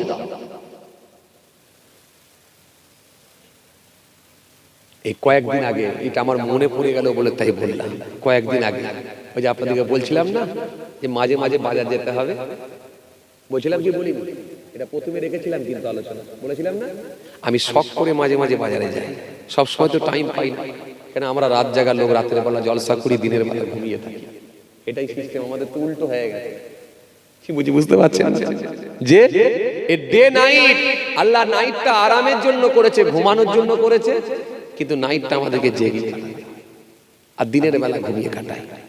তো মাঝে মাঝে শখ সাথে যদি একটু আগে আগে ঘুম থেকে উঠতে পারি, তাহলে শখ করে হলে এক আধবার বাজারে যাওয়ার চেষ্টা করি। তো বাজারে যাচ্ছি, আমার ছোট একটা মোটরসাইকেল আছে, স্কুটি মোটরসাইকেল নিয়ে যাচ্ছি বাজারে। আমি বাজার পর্যন্তই যাই, একটু বাজার কিছু কিনে নিয়ে আসতে হবে, ঘরোয়া কিছু কেনাকাটা আছে। তো ঢালাই রাস্তা আছে, রাস্তার ওপর দিয়ে যখন যাচ্ছি দেখছি কেউ না কেউ কিছুটা খড় শুকোতে দিয়েছে। খড় বোঝেন তো আপনারা? হ্যাঁ, কি বলে? বিচলি। আচ্ছা বিচলি, তাই হোক, বুঝলি কথা বুঝছেন। ওই বিচালি না বিজলি বলছে, ওই বিচালি। আচ্ছা ঠিক আছে, ওই বিচালি কিছুটা রোদ্রে শুকোতে দিয়েছে আর কি, তুলে নিয়ে চুলোই দেবে। মোটরসাইকেলটা যেই গেল উপর দিয়ে, দুটো পেরেক তক্তার উপরে, ওই যে কথা বললাম তক্তার উপরে কাপাং করে লাগলো পুরো পেছনের চাকায়। যেই এক পাক বললো, খাটাস খাটাস খাটাস খাটাস করে বাজছে। কি ব্যাপার হলো? দাঁড়িয়ে গেলাম, দাঁড়িয়ে যাওয়ার পরেই দেখছি কেউ একটা আটকাচ্ছে। একটু চাকাটা ঘোরালাম, ঘুরিয়ে দেওয়ার পরে দেখি একটা তক্তা, তার উপরে দুটো পেরেক, দেখা যাচ্ছে মাথা পুরো ভিতরে ঢুকে গেছে। টেনে বার করছি, বার করতে পারিনি, এত ঢুকে গেছে। খুব কষ্ট করে টেনে বের করলাম, হু করে হাওয়া বেরোচ্ছে, হু করে হাওয়া বেরোচ্ছে, মানে ভালো ধরনের লিক হয়েছে, হু করে হাওয়া বেরোচ্ছে, মানে চোরা লিক হলো তবু ঠিক ছিল, তো বড় মাপের লিক, হু করে হাওয়া বেরোচ্ছে। এদিক ওদিক তাকাচ্ছি, এদিক ওদিক তাকানোর পরে একটা বাড়ি আছে, আমি আর নাম টাম বলছি না, একটা বাড়ি আছে। বলে ভাই কিছু হলো নাকি? আজ কে খড় দিয়েছিল জানি না, তো দুটো পেরেক ছিল, লেগে গেল। ও হতে পেরেক দেওয়া ছিল, তো আমরাই সুযোগ দিয়েছি, হাই গো এরকম হয়ে গেল। ওই পর্যন্ত শেষ। তো আমি দেখলাম সময় নষ্ট করে লাভ নাই, কিন্তু হাওয়া যে হারে বেরোচ্ছে, এখন বাজার পর্যন্ত যদি না পৌঁছাতে পারি তাহলে আবার গাড়ি ঠিকবে খারাপ হয়েছে। তাড়াতাড়ি করে বললাম যে এটাকে একটা জায়গায়, এমন জায়গায় ফেলে দাও বাবু যাতে করে পায়ে না লাগে, বলে আমি নিজেই একটা জায়গায় ছুঁড়ে দিলাম, এমন জায়গায় দিলাম যাতে করে পায়ে না লাগে, দিলাম, দিয়ে মোটরসাইকেল নিয়ে তাড়াতাড়ি গেলাম, যে লিকটা আগে সারলাম। তো আমি চিন্তা করলাম আজকে আমার গাড়ির উপর দিয়ে গেল, সমস্যা নেই, সামথিং কিছু খরচা, সেটা বড় কথা নয়, কিন্তু একটা মানুষের পায়ে যদি এরকম জং ধরা দুটো পেরেক যদি একবারে দুটো পেরেক যদি একসঙ্গে ফুটতো বা ঢুকতো, কি সিচুয়েশন হতো একবার বলুন।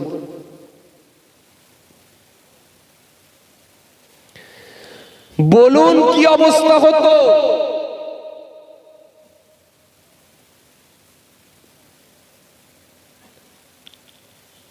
আল্লাহকে খুশি করার অনেক দিক আছে, আপনি খুঁজে বার করতে পারবেন। পথের ধারে আপনি বসে আছেন, অনেক যুবকরা দেখবেন মাচাই বসাই অভ্যস্ত, অনেক যুবকেরা দেখবেন মাচাই বসাই অভ্যস্ত, মাচাই বসে। এই পথের ধারে যখন বসে আছেন, মাচাতে যখন বসে আছেন, তখন আপনাকে মনে রাখতে হবে আপনি কেন বসে আছেন। যদি আপনি বসেই থাকেন তাহলে আপনাকে মনে রাখতে হবে পথের ধারে বসলে পথের তিনটে হক আছে, এই হকগুলোকে আদায় করতে হবে।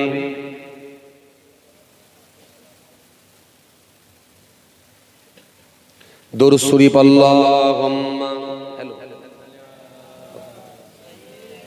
ও টাইম তো পার হয়ে যাচ্ছে, কোনো কোনো ফোন আসছে। যাক বাবাজি, সাইয়্যিদানা মুহাম্মদ সাল্লাল্লাহু আলাইহি ওয়াসাল্লাম, যে কথা বুঝাতে চাইছিলাম খেয়াল করেন, লক্ষ্য করেন বাবাজি আমার ভাই।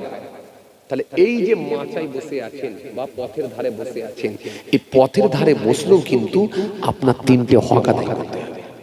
আমার পরবর্তী বক্তা যে আছে ডেকে দেন, আমি যে কথা বোঝাতে চাইছিলাম খেয়াল করেন। তিনটে হক। এক নাম্বার কি, আমার রাসূল করিম সাল্লাল্লাহু আলাইহি ওয়াসাল্লাম তিনি শিখিয়ে দিলেন। নবীর একজন বিখ্যাত সাহাবী বসে আছেন, পাশে দুইজন সাহাবী আরো বসে আছেন। আল্লাহ নবী গিয়ে পৌঁছে গেলেন, পৌঁছে গিয়ে বললেন, ও সাহাবীরা তোমরা পথের ধারে কেন বসে আছো একবার বলো। সাহাবীরা সেই সময় বলল, ইয়া রাসূলুল্লাহ ইয়া হাবিবাল্লাহ, হুজুর আমরা পথের ধারে বসে আছি, কারোর কিন্তু কোনো কষ্ট দিচ্ছি না। হুজুর আমরা নিজেদের মধ্যে কথোপকথন করছি, নিজেদের মধ্যে কথাবার্তা বলছি, হুজুর আমরা কারোর কিন্তু কোনো কষ্ট দিচ্ছি না। হুজুর শরীয়তের কিছু বিষয় নিয়ে আলোচনা করছি, কোরআন হাদিসের কিছু বিষয় নিয়ে আলোচনা করছি, হুজুর আমরা কিছু কারোর কষ্ট দিচ্ছি না। আল্লাহ নবী সেই সময় বললেন, পথের ধারে যদি তোমাদেরকে বসতে হয়, অন্তত পথের তিনটি হক তোমাদেরকে আদায় করতে হবে। ইয়া রাসূলুল্লাহ হাবিবাল্লাহ সেগুলো কি কি বলেন? আল্লাহ নবী সেই সময় বললেন, এক নাম্বার হলো পথের ধারে যদি বসতে হয়, নাম্বার 1 হলো চোখ নত করো, চোখটা নিচের দিকে রাখো, নাম্বার 1। দ্বিতীয় নাম্বার হলো পথহারা ব্যক্তি যদি কেউ পথ হারিয়ে ফেলে তাকে রাস্তাটা দেখিয়ে দাও, এটা হবে 2 নাম্বার। 3 নাম্বার হলো, তৃতীয় নাম্বার হলো পথের ধারে যখন বসে থাকছো, 3 নাম্বার তৃতীয় নাম্বার কোন বয়স্ক মানুষ, কোন বৃদ্ধ লোক, কোন বৃদ্ধা মহিলা তার পুটুলি, তার গাঁটুলি, তার ব্যাগ নিয়ে যদি বহন করে না নিয়ে যেতে পারে, তুমি তার পুটলি, তার গাঁটুলি, তার ব্যাগটাকে কাঁধে করে নিয়ে, ঘাড়ে করে নিয়ে তার গন্তব্যস্থলে পৌঁছে দাও। আল্লাহু আকবার। বুঝতে পারছেন? হ্যাঁ, তিনটে হক। এবার আপনারা বলেন তো দেখি, বাবাজি আমার ভাইরা, আমাদের সমাজে কিছু মানুষ আছে দেখবেন, এরা কিন্তু চোখ মতো করে না, নাম্বার 1। নাম্বার 2 হলো, দ্বিতীয় নাম্বার হলো, 2 নাম্বার হলো, হ্যালো, ওয়ালাইকুম আসসালাম, দরুদ শরীফ আল্লাহুম্মা, হ্যাঁ কোথায়? না না না, ওখানে দাওয়াত নেই। ও মুফতি সালাউদ্দিন ভাইয়ের সঙ্গে কথা বলে নেবেন, উনি জানেন। ওখানে দাওয়াত নেই আমার অন্য জায়গায় দাওয়াত আছে। দরুদ শরীফ আল্লাহুম্মা মাওলানা মুহাম্মদ ওয়া আলা আলি।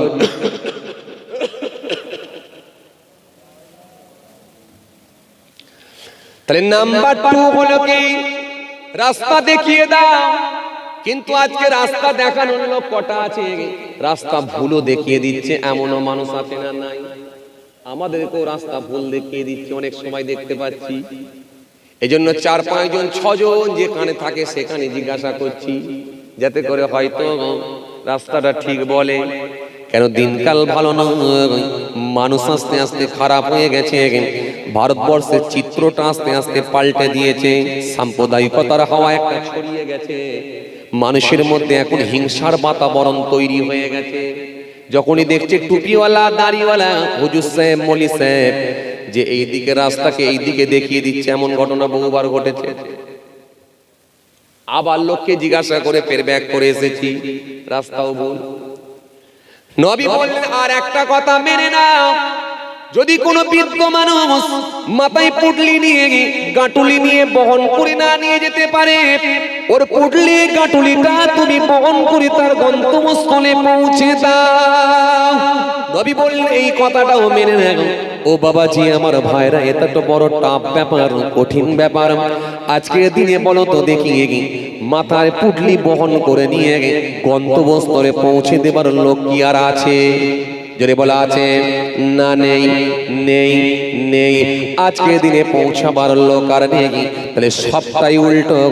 পারলে আপনি ভালো কাজগুলো করে নিতে পারতেন, কিন্তু এই সুযোগগুলোকে আপনি হাত ছাড়া করে দিলি। আসসালামু আলাইকুম।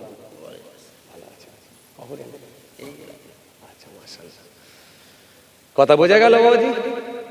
হ্যাঁ, এগুলো পারলে করতে পারে, এগুলো পারলে করতে পারে। নিয়ে যদি ঠিক থাকে, যদি করতে পারেন, ইনশাআল্লাহ কাজে লাগবে, আল্লাহ রাজি। কথা বোঝা গেল? ইনশাআল্লাহ এগুলো খুব ছোট ছোট করে বললাম, 2-4 কথা। লম্বা কাহিনী, লম্বা কোনো কিস্সা কাহিনী গল্প দিয়ে সময় নষ্ট করি না। যতক্ষণ ছিল ছোট ছোট করে কিছু বোঝাবার চেষ্টা করলাম আমার সীমিত জ্ঞান বুদ্ধি থেকে। আল্লাহ রাব্বুল আলামিন যদি ফের কিছু আলোচনা কোনোদিন সুযোগ করে দেন, আবার আলোচনা হবে ইনশাআল্লাহ। বিক্ষিপ্ত কিছু আলোচনা করেছি। ধার্মিক লোকের সংখ্যা কিন্তু আস্তে আস্তে কমে যাচ্ছে। যদিও তুলনামূলকভাবে কিছু আমরা বর্তমানে নামাজি পাচ্ছি, কিছু আমরা টুপিওয়ালা পাচ্ছি, কিছু দাড়িওয়ালা পাচ্ছি, কিন্তু প্রকৃত ধার্মিক, দিনদার, আল্লাহর মনোনীত বান্দা, জি এই ধার্মিক যাদের সঙ্গে ট্রানজাকশন আমার আল্লাহ তৈরি হয়েছে, এ মানুষের সংখ্যা কিন্তু আস্তে আস্তে কমছে। যদি বলবেন তাহলে হুজুর মাগরিবের নামাজে হুজুর 3-4 কাতার করে মানুষের ভিড় হচ্ছে, লোক যে জামাতের সঙ্গে নামাজ পড়ছে, এরপরও বলছেন ধার্মিক লোকের সংখ্যা কমছে। না, আমি আসলে ওটা বোঝাতে চাইনি। নামাজি আলহামদুলিল্লাহ কিছু পেয়েছি, বর্তমানে আমরা পাচ্ছি, কিন্তু ইত্তাকুল্লাহ, আল্লাহর ভয় মানুষের ভিতর থেকে চলে যাচ্ছে, এরকম লোকের সংখ্যা কমে গেছে। যার কারণে সমাজে আজকে অন্যায় বেড়েছে, জোর জুলুম বেড়েছে, মারামারি বেড়েছে, অশান্তি বেড়েছে, ঝুট ঝামেলা বেড়েছে। যদিও বর্তমানে আমরা কিছু দাড়িওয়ালা পাচ্ছি, নামাজি পাচ্ছি, টুপিওয়ালা পাচ্ছি, কিন্তু ইত্তাকুল্লাহ, আল্লাহর ভয় ভিতরে আছে এরকম মানুষের সংখ্যা কিন্তু খুব কম, খুব কম, খুব কম। তার কারণ যিনি এখন নামাজ পড়ছে তিনি এখন মিথ্যা বলছে, যিনি মাথায় টুপি দিয়েছে তিনি পকেটে বিড়ি রেখেছে। এ সমস্ত মানুষও পাওয়া যাচ্ছে। তো সুতরাং মানুষের ভিতর থেকে এখন আল্লাহর ভয়টাই আস্তে আস্তে সরে যাচ্ছে। জি, অথচ রব এক জায়গায় নয়, একাধিক জায়গায় আল্লাহ আলোচনা করেছেন, বারবার বলেছেন আমাকে ভয় করো, আমাকে ভয় করো। ইয়া আইয়ুহাল্লাযীনা আমানুত্তাকুল্লাহ, হে ঈমানদাররা তোমরা আমাকে ভয় করো। ওয়াকুনু মা'আস সাদিকিন, আমার সত্যবাদী মনোনীত বান্দা যারা হয়ে গেছেন তাদের সঙ্গী তোমরা হয়ে যাও। আমাকে ভয় করো আর আমার যারা মনোনীত বান্দা হয়ে গেছেন তাদের সঙ্গী তোমরা হয়ে যাও। অন্য জায়গায় আল্লাহ রাব্বুল আলামিন আবার বললেন, ইয়া আইয়ুহান নাসুত্তাকু রাব্বাকুমুল্লাযী খালাকাকুম ওয়াল্লাযীনা মিন ক্বাবলিকুম লাআল্লাকুম তাত্তাকুন। ইয়া আইয়ুহান নাস, হে মনুষ্য জাতি, হে মানুষ সকল, উ'বুদু, ইবাদত করো, জিকির করো, উপাসনা করো, কার? রব্বাকুম, তোমার রবের, তোমার আল্লাহর, তোমার স্রষ্টা, স্রষ্টার ইবাদত করো। আল্লাযী, যিনি, খলাকাকুম, তোমাকে সৃষ্টি করেছেন, ওয়াল্লাযীনা মিন ক্বাবলিকুম, তোমার পূর্ববর্তী মানুষদেরকে সৃষ্টি করেছিলেন। উদ্দেশ্য অন্য কিছু নয়, উদ্দেশ্য একটাই, লাআল্লাকুম তাত্তাকুন, যাতে করে তোমরা মুত্তাকি হতে পারো, পরেজগার হতে পারো, খোদাবিদ হতে পারো। এজন্য ইবাদতটা এমন ইবাদত হবে যাতে করে সে পরেজগার হতে পারে। নামাজটা এমন ইবাদত, নামাজটা এমন ভাবে হবে, সে এমন একজন নামাজি হবে যাতে করে সে ধার্মিক হতে পারে, পরেজগার হতে পারে। এজন্য কোরআন স্পষ্ট ঘোষণা দিচ্ছে, ইন্নাস সালাতা তানহা আনিল ফাহশাই ওয়াল মুনকার, নিশ্চয় নামাজ সমস্ত রকমের পাপ থেকে মানুষকে দূরে রাখে। সুতরাং এবার আমার বিবেককে কোশ্চেন করে দেখতে হবে, আমার নামাজ যদি আমাকে মিথ্যা থেকে না বাঁচাতে পারে, আমার নামাজ যদি আমাকে সুদ থেকে না বাঁচাতে পারে, আমার নামাজ যদি বাড়িতে এখনো বন্ধন থেকে দূরে না রাখতে পারে, আমার নামাজ যদি আমার বাড়িতে আমার বিবিকে মহিলা সমিতির হেড থেকে না বাঁচিয়ে দিতে পারে, আমার নামাজ গরুর বাজারে গিয়ে, গরুর হাটে গিয়ে দালালি করতে গিয়ে, যদি গরুর পাইকারি করতে গিয়ে বা দালালি করতে গিয়ে 12,000-এর গরুকে 18,000-এ যদি বিক্রি করে দিয়ে 17.5 কিনেছি আল্লাহর কসম বলে যদি চালিয়ে দেওয়া হয়, তখন বুঝতে হবে আমার নামাজ কিন্তু আল্লাহর দরবারে কাজ হচ্ছে। কারণ কোরআন সে কথাই বলছে, আল্লাহ সে কথাই বলছেন যে এমন নামাজ হবে যাতে করে তোমরা পরেজগার হতে পারবে, আর নামাজ সমস্ত রকম অন্যায় থেকে দূরে রাখবে। এবার আপনার বিবেককে কোশ্চেন করে দেখে নিতে হবে যে নামাজ আপনাকে সমস্ত রকম অন্যায় থেকে দূরে রাখতে পেরেছে কিনা, আপনার ইবাদত আপনাকে সমস্ত রকম অন্যায় কাজ থেকে বাঁচিয়ে দিতে পেরেছে কিনা। শুধু আপনাকে নয়, আপনার পা থেকে মাথা পর্যন্ত গেট আপ ঠিক আছে, সুন্নতি লেবাস আছে, সুন্নতের উপরে পাবন্দি আছে, যথেষ্ট আপনি ধার্মিক, কিন্তু আপনার 16 বছরের মহিলাটা, 16 বছরের মেয়েটা, সে যদি বেপর্দা হয়ে ঘুরে বেড়ায় জলসার রাতে, তখন বুঝতে হবে এখনো কিন্তু আপনি নামাজি হতে পারেন না। কারণ আপনার পরিবারটাকে বাঁচানোর দায়িত্ব আল্লাহ আপনাকে দিয়েছে। আপনার বিবি যদি মাথায় গায়ে কাপড় না দিয়ে যদি কলেতে পানি তুলতে চলে যায়, কলে যদি পানি আনতে চলে যায়, আপনার বিবি যদি ওপারা থেকে একটা গয়লা এসেছে তার সামনে বালতি নিয়ে দাঁড়িয়ে আছে, মাথায় গায়ে কাপড় দেয় না, আপনি নিজে নামাজি, দাড়িওয়ালা, টুপিওয়ালা, কোনো দিকে ডিস্টার্ব না, কিন্তু আপনার বিবি বেপর্দা হওয়ার জন্য কাল কিয়ামতের ময়দানে হয়তো আল্লাহ আপনাকে দায়ুস ব্যক্তি হিসেবে চিহ্নিত করতে পারে। সুতরাং ইবাদতটা এমনই ইবাদত হবে যাতে করে নিজে বাঁচবেন এবং পরিবারের প্রত্যেকটা সদস্যদের বাঁচাতে হবে জাহান্নামের আগুন থেকে। এইভাবেই ইবাদত হবে। ভাইরা আমার, দোস্তরা আমার, বন্ধুরা আমার, সাথী মহব্বতের ভাইরা, জান্নাতে যাওয়াটা খুব সহজ ব্যাপার, আর জান্নাতে যাওয়াটা খুব কঠিন ব্যাপার। যদি বলে সহজ ব্যাপার কিভাবে, কাউকে যদি দয়া করে আল্লাহ রাব্বুল আলামিন মাফ করে দেন, তার জন্য যাওয়াটা খুব সহজ। আর যদি বলেন আমি আল্লাহ বুঝে নেব, হিসাব বুঝে নেব, তার জন্য কিন্তু জান্নাতে যাওয়া খুব কঠিন, খুব কঠিন, খুব কঠিন। তার নামাজ রোজা দাড়ি টুপি থাকলেও যদি আল্লাহ বলে হিসাব বুঝে নেব, তোমার হিসাব আমি বুঝে নেব, তাহলে কিন্তু জান্নাতে যাওয়া খুব কঠিন হয়ে যাবে। আর আল্লাহ দয়া করে যদি কাউকে মাফ করে দেন, তার জন্য জান্নাতে যাওয়াটা খুব সহজ হয়ে যাবে। এই জন্য ভাইরা আমার, আদর্শরা আমার, বাবাজিরা আমার, ইবাদত আমাদের করতে হবে, পাশাপাশি এমন ভাবে করতে হবে যাতে করে আমরা ধার্মিক হতে পারি, পরেজগার হতে পারি। পাশাপাশি আমার পরিবারের সদস্যগুলোকে বাঁচাতে হবে, এই দায়িত্ব কিন্তু আমাকে পালন করতে হবে, এটা আমাদের মনে রাখতে হবে। আর পারলে কিছু ভালো কাজ গুড়িয়ে নেবার চেষ্টা করতে হবে। নামাজ রোজার মধ্য থেকে কিছু ভালো কাজ পারলে গুড়িয়ে নেন। যদি বলেন কেমন ভালো কাজ, কোরআন স্পষ্ট ঘোষণা দিয়েছে, ইন্নাস সালাতা তানহা আনিল ফাহশাই ওয়াল মুনকার। কোরআন স্পষ্ট ঘোষণা দিয়েছে, ইন্নাল্লাযীনা আমানু ওয়া আমিলুস সলিহাত কানাত লাহুম জান্নাতুল ফিরদাউসি নুজুলা। আল্লাহ বলছেন, নিশ্চয়ই যারা ঈমান এনেছে, পৃথিবীর জমিনে সৎ কাজগুলো, ভালো কাজগুলো করেছে, পৃথিবীর জমিনে সৎ কর্ম, ভালো কাজগুলো, ভালো কর্মগুলো করেছে, কানাত লাহুম জান্নাতুল ফিরদাউসি নুজুলা, তাদের জন্য রয়েছে আমার বড় জান্নাত, জান্নাতুল ফিরদাউস। একটু জোরে বলবেন না? তো সুতরাং কার কোন কাজটাকে আল্লাহ পছন্দ করবে সেটা আল্লাহই ভালো জানে, দুনিয়ার কোনো মানুষ জানে না। ইবলিস শয়তানের কোটি কোটি বছরের ইবাদতকে আল্লাহ নষ্ট করে দিয়েছিলেন একটা কথা বলার, একটা কথা বলার বিনিময়ে। আল্লাহ বলেছিলেন আদমকে সিজদা করো।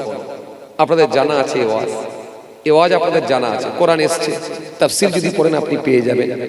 আল্লাহ রাব্বুল আলামিন বলেছেন, ইয়া আইয়ুহান নাসুত্তাকু রাব্বাকুমুল্লাযী খালাকাকুম মিন নাফসিন ওয়াহিদা ওয়া খালাকা মিনহা যাওজাহা ওয়া বাথা মিনহুমা রিজালান কাসীরান ওয়া নিসা ওয়াত্তাকুল্লাহাল্লাযী তাসাআলুনা বিহি ওয়াল আরহাম ইন্নাল্লাহা কানা আলাইকুম রাকীবা। আল্লাহ এখানে বললেন কি, ইয়া আইয়ুহান নাস, হে মনুষ্য জাতি, হে মানুষ সকল, ইয়া আইয়ুহান নাসুত্তাকু, ভয় করো, রব্বাকুম, তোমার রবকে, ইয়া আইয়ুহান নাসুত্তাকু রাব্বাকুমুল্লাযী, আল্লাযী, যিনি, খলাকাকুম, তোমাকে সৃষ্টি করেছেন, মিন নাফসিন ওয়াহিদা, একটা নাফস থেকে, একটা আত্মা থেকে, যিনি তোমাদেরকে তৈরি করেছেন। তো সুতরাং একটা নাফস থেকে, একটা আত্মা থেকে আল্লাহ তৈরি করেছেন, এটা আমরা সকলেই জানি। বাবা আদম থেকে আমরা এসেছি। কিন্তু ইবলিসকে আল্লাহ ধ্বংস করলেন কেন? ইবলিস কিন্তু ইবাদতে কোনো ত্রুটি ছিল না, বরং ফেরেশতাদের থেকেও আরো ইবাদতের দিক দিয়ে ফেরেশতাদের থেকে আরো তার মর্তবা বেড়ে গিয়েছিল, সে আরো উঁচু স্তরে, আরো উঁচুতে পৌঁছে গিয়েছিল, বা ফেরেশতাদের থেকে ইবাদত তার বেশি হয়ে গিয়েছিল। আপনারা জানেন, এই পৃথিবীতে মানব জাতিকে আল্লাহ পাঠানোর আগে জিন জাতিকে পৃথিবীতে জমিনে পাঠিয়ে দিয়েছিল। কি হলো বাবা? আর করবে না, আখিরি জামানাত ধরেই নিতে হবে। আমি কিছু বলিনি, কিন্তু প্রতিদিন দেখছি, আর কত বলবো বলেন না। জলসায় গিয়ে নাগল দুন্না দেখছি, নাগল দুন্না দিয়েছে, চোর কি দিয়েছে, দিয়েছে ঘুরছে, কি করব, কত বকবো, কত চিল্লাম, সব ছেড়ে দিচ্ছি আস্তে আস্তে, আর ভালো লাগে। প্রত্যেক দিন দেখছি তো, আমি তো 8 মাস 9 মাস জলসা করি, একা দিনের ব্যাপার নয় তো। কথা বুঝছে? ওই জন্য আমি মনে করি যে কটা আসবে বসবে, দুটো আল্লাহ আল্লাহ রাসূলের কথা বলবো, চলে যাবে।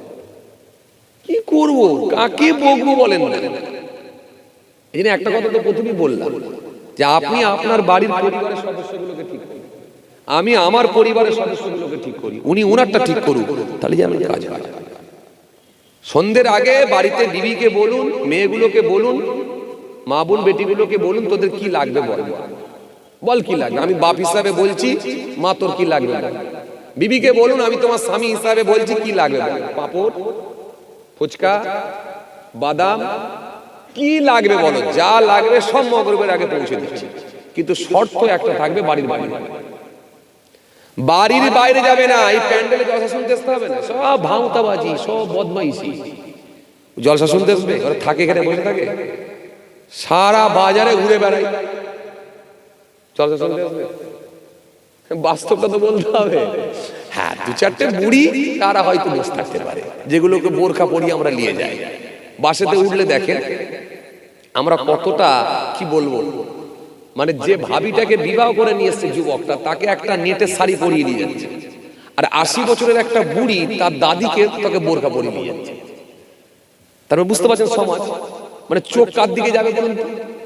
চোখ যার দিকে যাবে তাকে নেটের শাড়ি পরিয়ে নিয়ে যাচ্ছে, আর যার দিকে লোক তাকাবে না তাকে বোরকা পরিয়ে নিয়ে যাচ্ছে। সমস্ত উল্টো হয়ে গেছে, সমস্ত উল্টো। জি, রাসূল করিম সাল্লাল্লাহু আলাইহি ওয়াসাল্লাম বললেন, তোমরা যখন পরনের কাপড় পরবে, হে পুরুষেরা গাঁটের উপরে পরবে, হে মহিলারা তোমরা গাঁটের নিচে।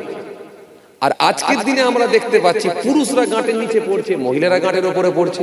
গাঁটের উপরে বলা তো দূরের কথা, হাঁটুর উপরে পড়ছে। কি করবেন? কিচ্ছু করার নাই। কাকে বলতে যাবেন? বেশি বলতে গেলে মার খাবে। কেন গাড়ি ভাঙলি? বলতে গেলি মার খাবে। কেন বাড়ি পোড়ালি?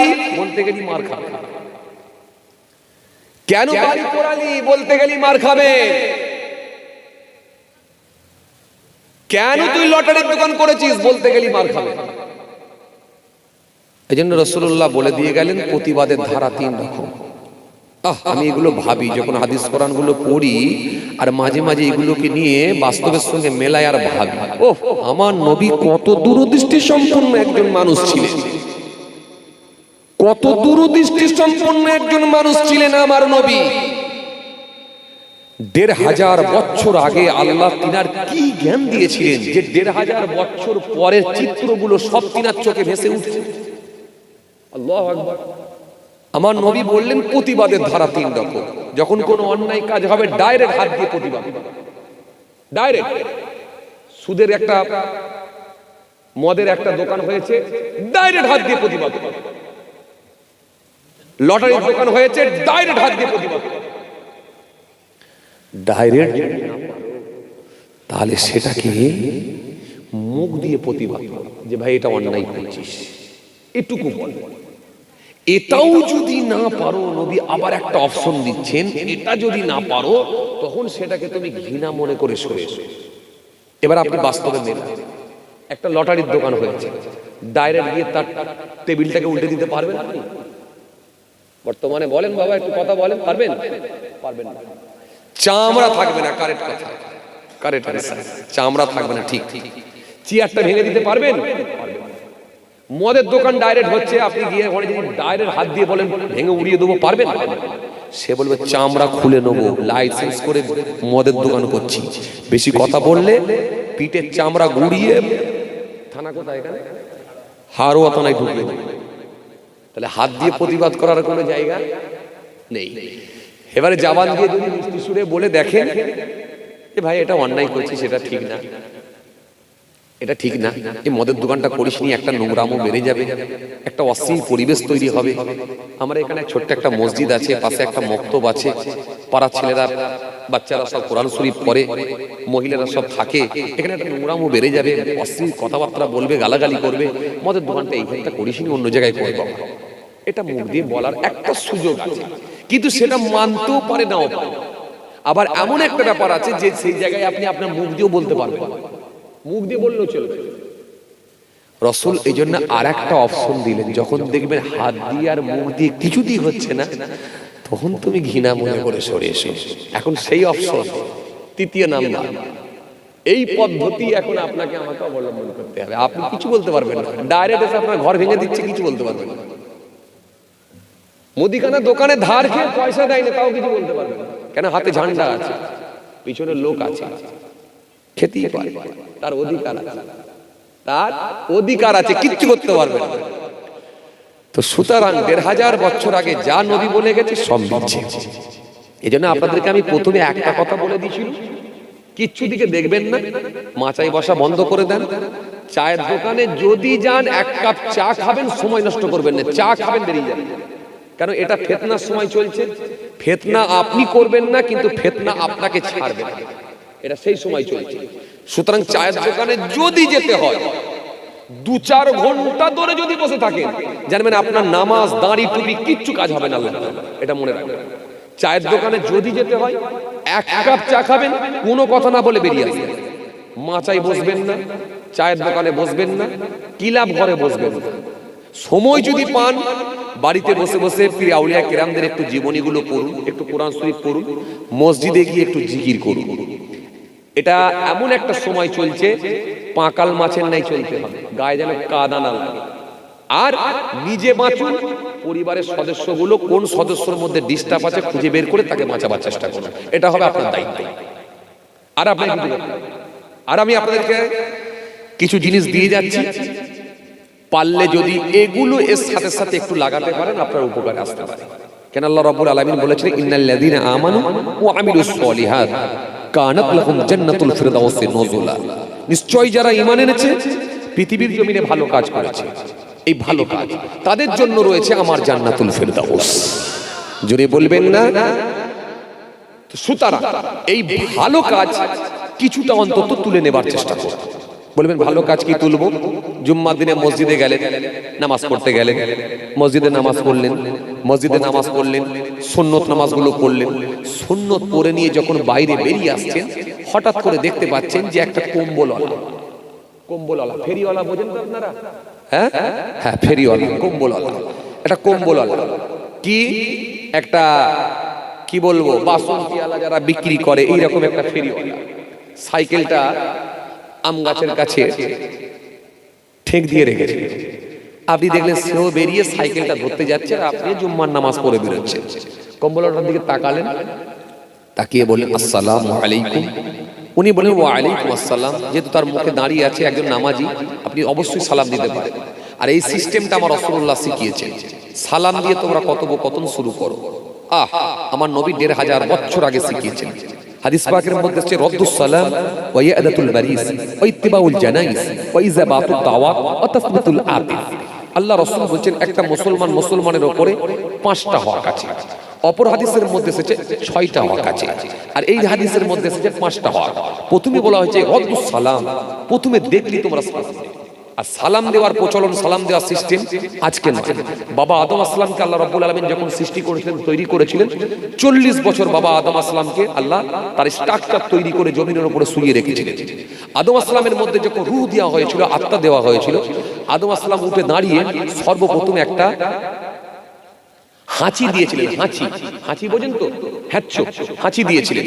হাঁচি দেওয়ার পরে আল্লাহ রাব্বুল আলামিন বলেছে, আদম তুমি হাঁচি দিলে, এই হাঁচি দিলে একবার বলতে হয় আলহামদুলিল্লাহ, আল্লাহর প্রশংসা, আল্লাহকে রাজি করতে হয়, বলো আলহামদুলিল্লাহ। আদম আসলাম বলেন আলহামদুলিল্লাহ। আর ফেরেশতাদের আল্লাহ বলেন তোমরা বলো ইয়া রাহমাকুমুল্লাহ, ফেরেশতারা বলে ইয়া রাহমাকুমুল্লাহ। আর রাসূলুল্লাহ বললেন তোমরা যখন হাঁচি দেবে, একবার হাঁচি হলে তোমরা বলবে আলহামদুলিল্লাহ। আজকে বিজ্ঞান সায়েন্স বলছে যখন হাঁচি হয়, মানুষের যখন কাশি হয় বা হাঁচি হয়, এই হ্যাচ্ছ করে যখন হাঁচি হয়, পরপর 2-3 বার হাঁচি হলে দেখবেন যখন হাঁচি হয় কয়েক সেকেন্ডের জন্য তার শ্বাস প্রশ্বাসটা বন্ধ হয়ে যায়। কয়েক সেকেন্ডের জন্য যখন শ্বাস প্রশ্বাস বন্ধ হয়ে যায়, পুনরায় যখন আবার সে স্বাভাবিক হয়, শ্বাস প্রশ্বাস চালু হয়। এই জন্য আল্লাহ বলছে শুকরিয়া আদা কর, যে আমি আল্লাহ ইচ্ছা করলে মেরে দিতে পারতাম, তা থেকে তোমাকে আমি আল্লাহ আবার পুনরায় শ্বাস প্রশ্বাসটা চালু করে দিয়েছি। আর আপনি লক্ষ্য করে দেখবেন একবার হাঁচি হলে আপনার শ্বাস প্রশ্বাসটা বন্ধ হয়ে যায়, দম যেন আটকে যাওয়ার মতো হয়ে যাচ্ছে। এরকম অনেক সময় হয় কি হয়? এই জন্য আলহামদুলিল্লাহ শুকরিয়া আদা করতে হয়। তো বাবাজি, যে কথা আপনাদের বোঝাতে চাইছিলাম, তাহলে প্রথমে সালাম দেবেন। কে? ওই ফেরিওয়ালা কম্বলওয়ালাটা দাঁড়িয়ে আছে, সালাম দিলেন। সালাম দিয়ে কথোপকথন শুরু করলেন। জিজ্ঞাসা করলেন ভাই আপনার বাড়ি কোথায়? উনি বললেন আমার বাড়ি মুর্শিদাবাদে। তো থাকেন কোথায়? বললেন ভাই আমি থাকি হারোয়ায়। তো বেরিয়েছেন কখন? সকাল 8টায়। কিছু খেয়েছেন? হ্যাঁ আমি একটু চা বিস্কুট খেয়েছিলাম। চা বিস্কুট খেয়ে বেরিয়ে পড়েছেন। এখন তো জুম্মার নামাজ হয়ে প্রায় 1টা বাজতে যাচ্ছে, দুপুরে খানা খাওয়া হয়নি। বলে দুপুরে তো খানা খাওয়া হয়নি, তো কোথা খাবেন? মানে তা তো বলতে পারবো না, এখন ঘুরে বেড়াচ্ছি, দেখি আল্লাহ কোথায় কি রাখে। কিন্তু আপনি যখন দেখলেন একটা আমার ভাই, একটা মুসলমান ভাই, নামাজি ভাই, আপনি পারলে একটা ভালো কাজ করতে পারেন। ওকে বলতে পারেন ভাই তুমি যদি কিছু মনে না করো, যেখানে তো খেতে হবে, চলো আমার বাড়িতে 1 মুঠো ডাল ভাত যা আছে তোমার জন্য স্পেশাল কিছু নয়, মগজ ভাজা, ডিম ভাজা, এই মগজ ভাজা, গোশ ভাজা, কুপ্তা, টিকিয়া এগুলো করতে পারিনি, যা আছে আমার বাড়িতে চলো একটু বলে তাকে ডেকে নিয়ে এসে যদি বাড়িতে খাইয়ে দিতে পারেন এক মুঠো, সে যখন আপনার বাড়িতে দাওয়াতি মেহমান হলো, হাদিস পাকের মধ্যে সে ওয়াইজা বাতুদ দাওয়াত, দাওয়াত কবুল করা এটা সুন্নত। এই সুন্নতটা আদায় করতে গিয়ে যখন খেয়ে নিয়ে আলহামদুলিল্লাহ বলে দোয়া করে দিয়ে আপনাদের চলে গেল, এটা একটা ভালো কাজ হয়ে গিয়ে আল্লাহ রাব্বুল আলামিন কবুল করে নিতে পারে। এগুলো খুঁজে খুঁজে বার করতে হবে। দেখেন, ভালো কাজ আপনাকে খুঁজে বার করতে হবে। কেউ বলবেন নামাজ আর রোজা পর্যন্ত কিন্তু শেষ না। আল্লাহ বলছেন জান্নাতে তারাই যাবে পৃথিবীর জমিনে যারা ভালো কাজ খুঁজে বের করে নিতে পেরেছে। এই ভালো কাজ এগুলো আপনাকে খুঁজে বার করতে হবে। কি করবেন সেটা আপনার ব্যাপার, সেটা আপনার ব্যাপার।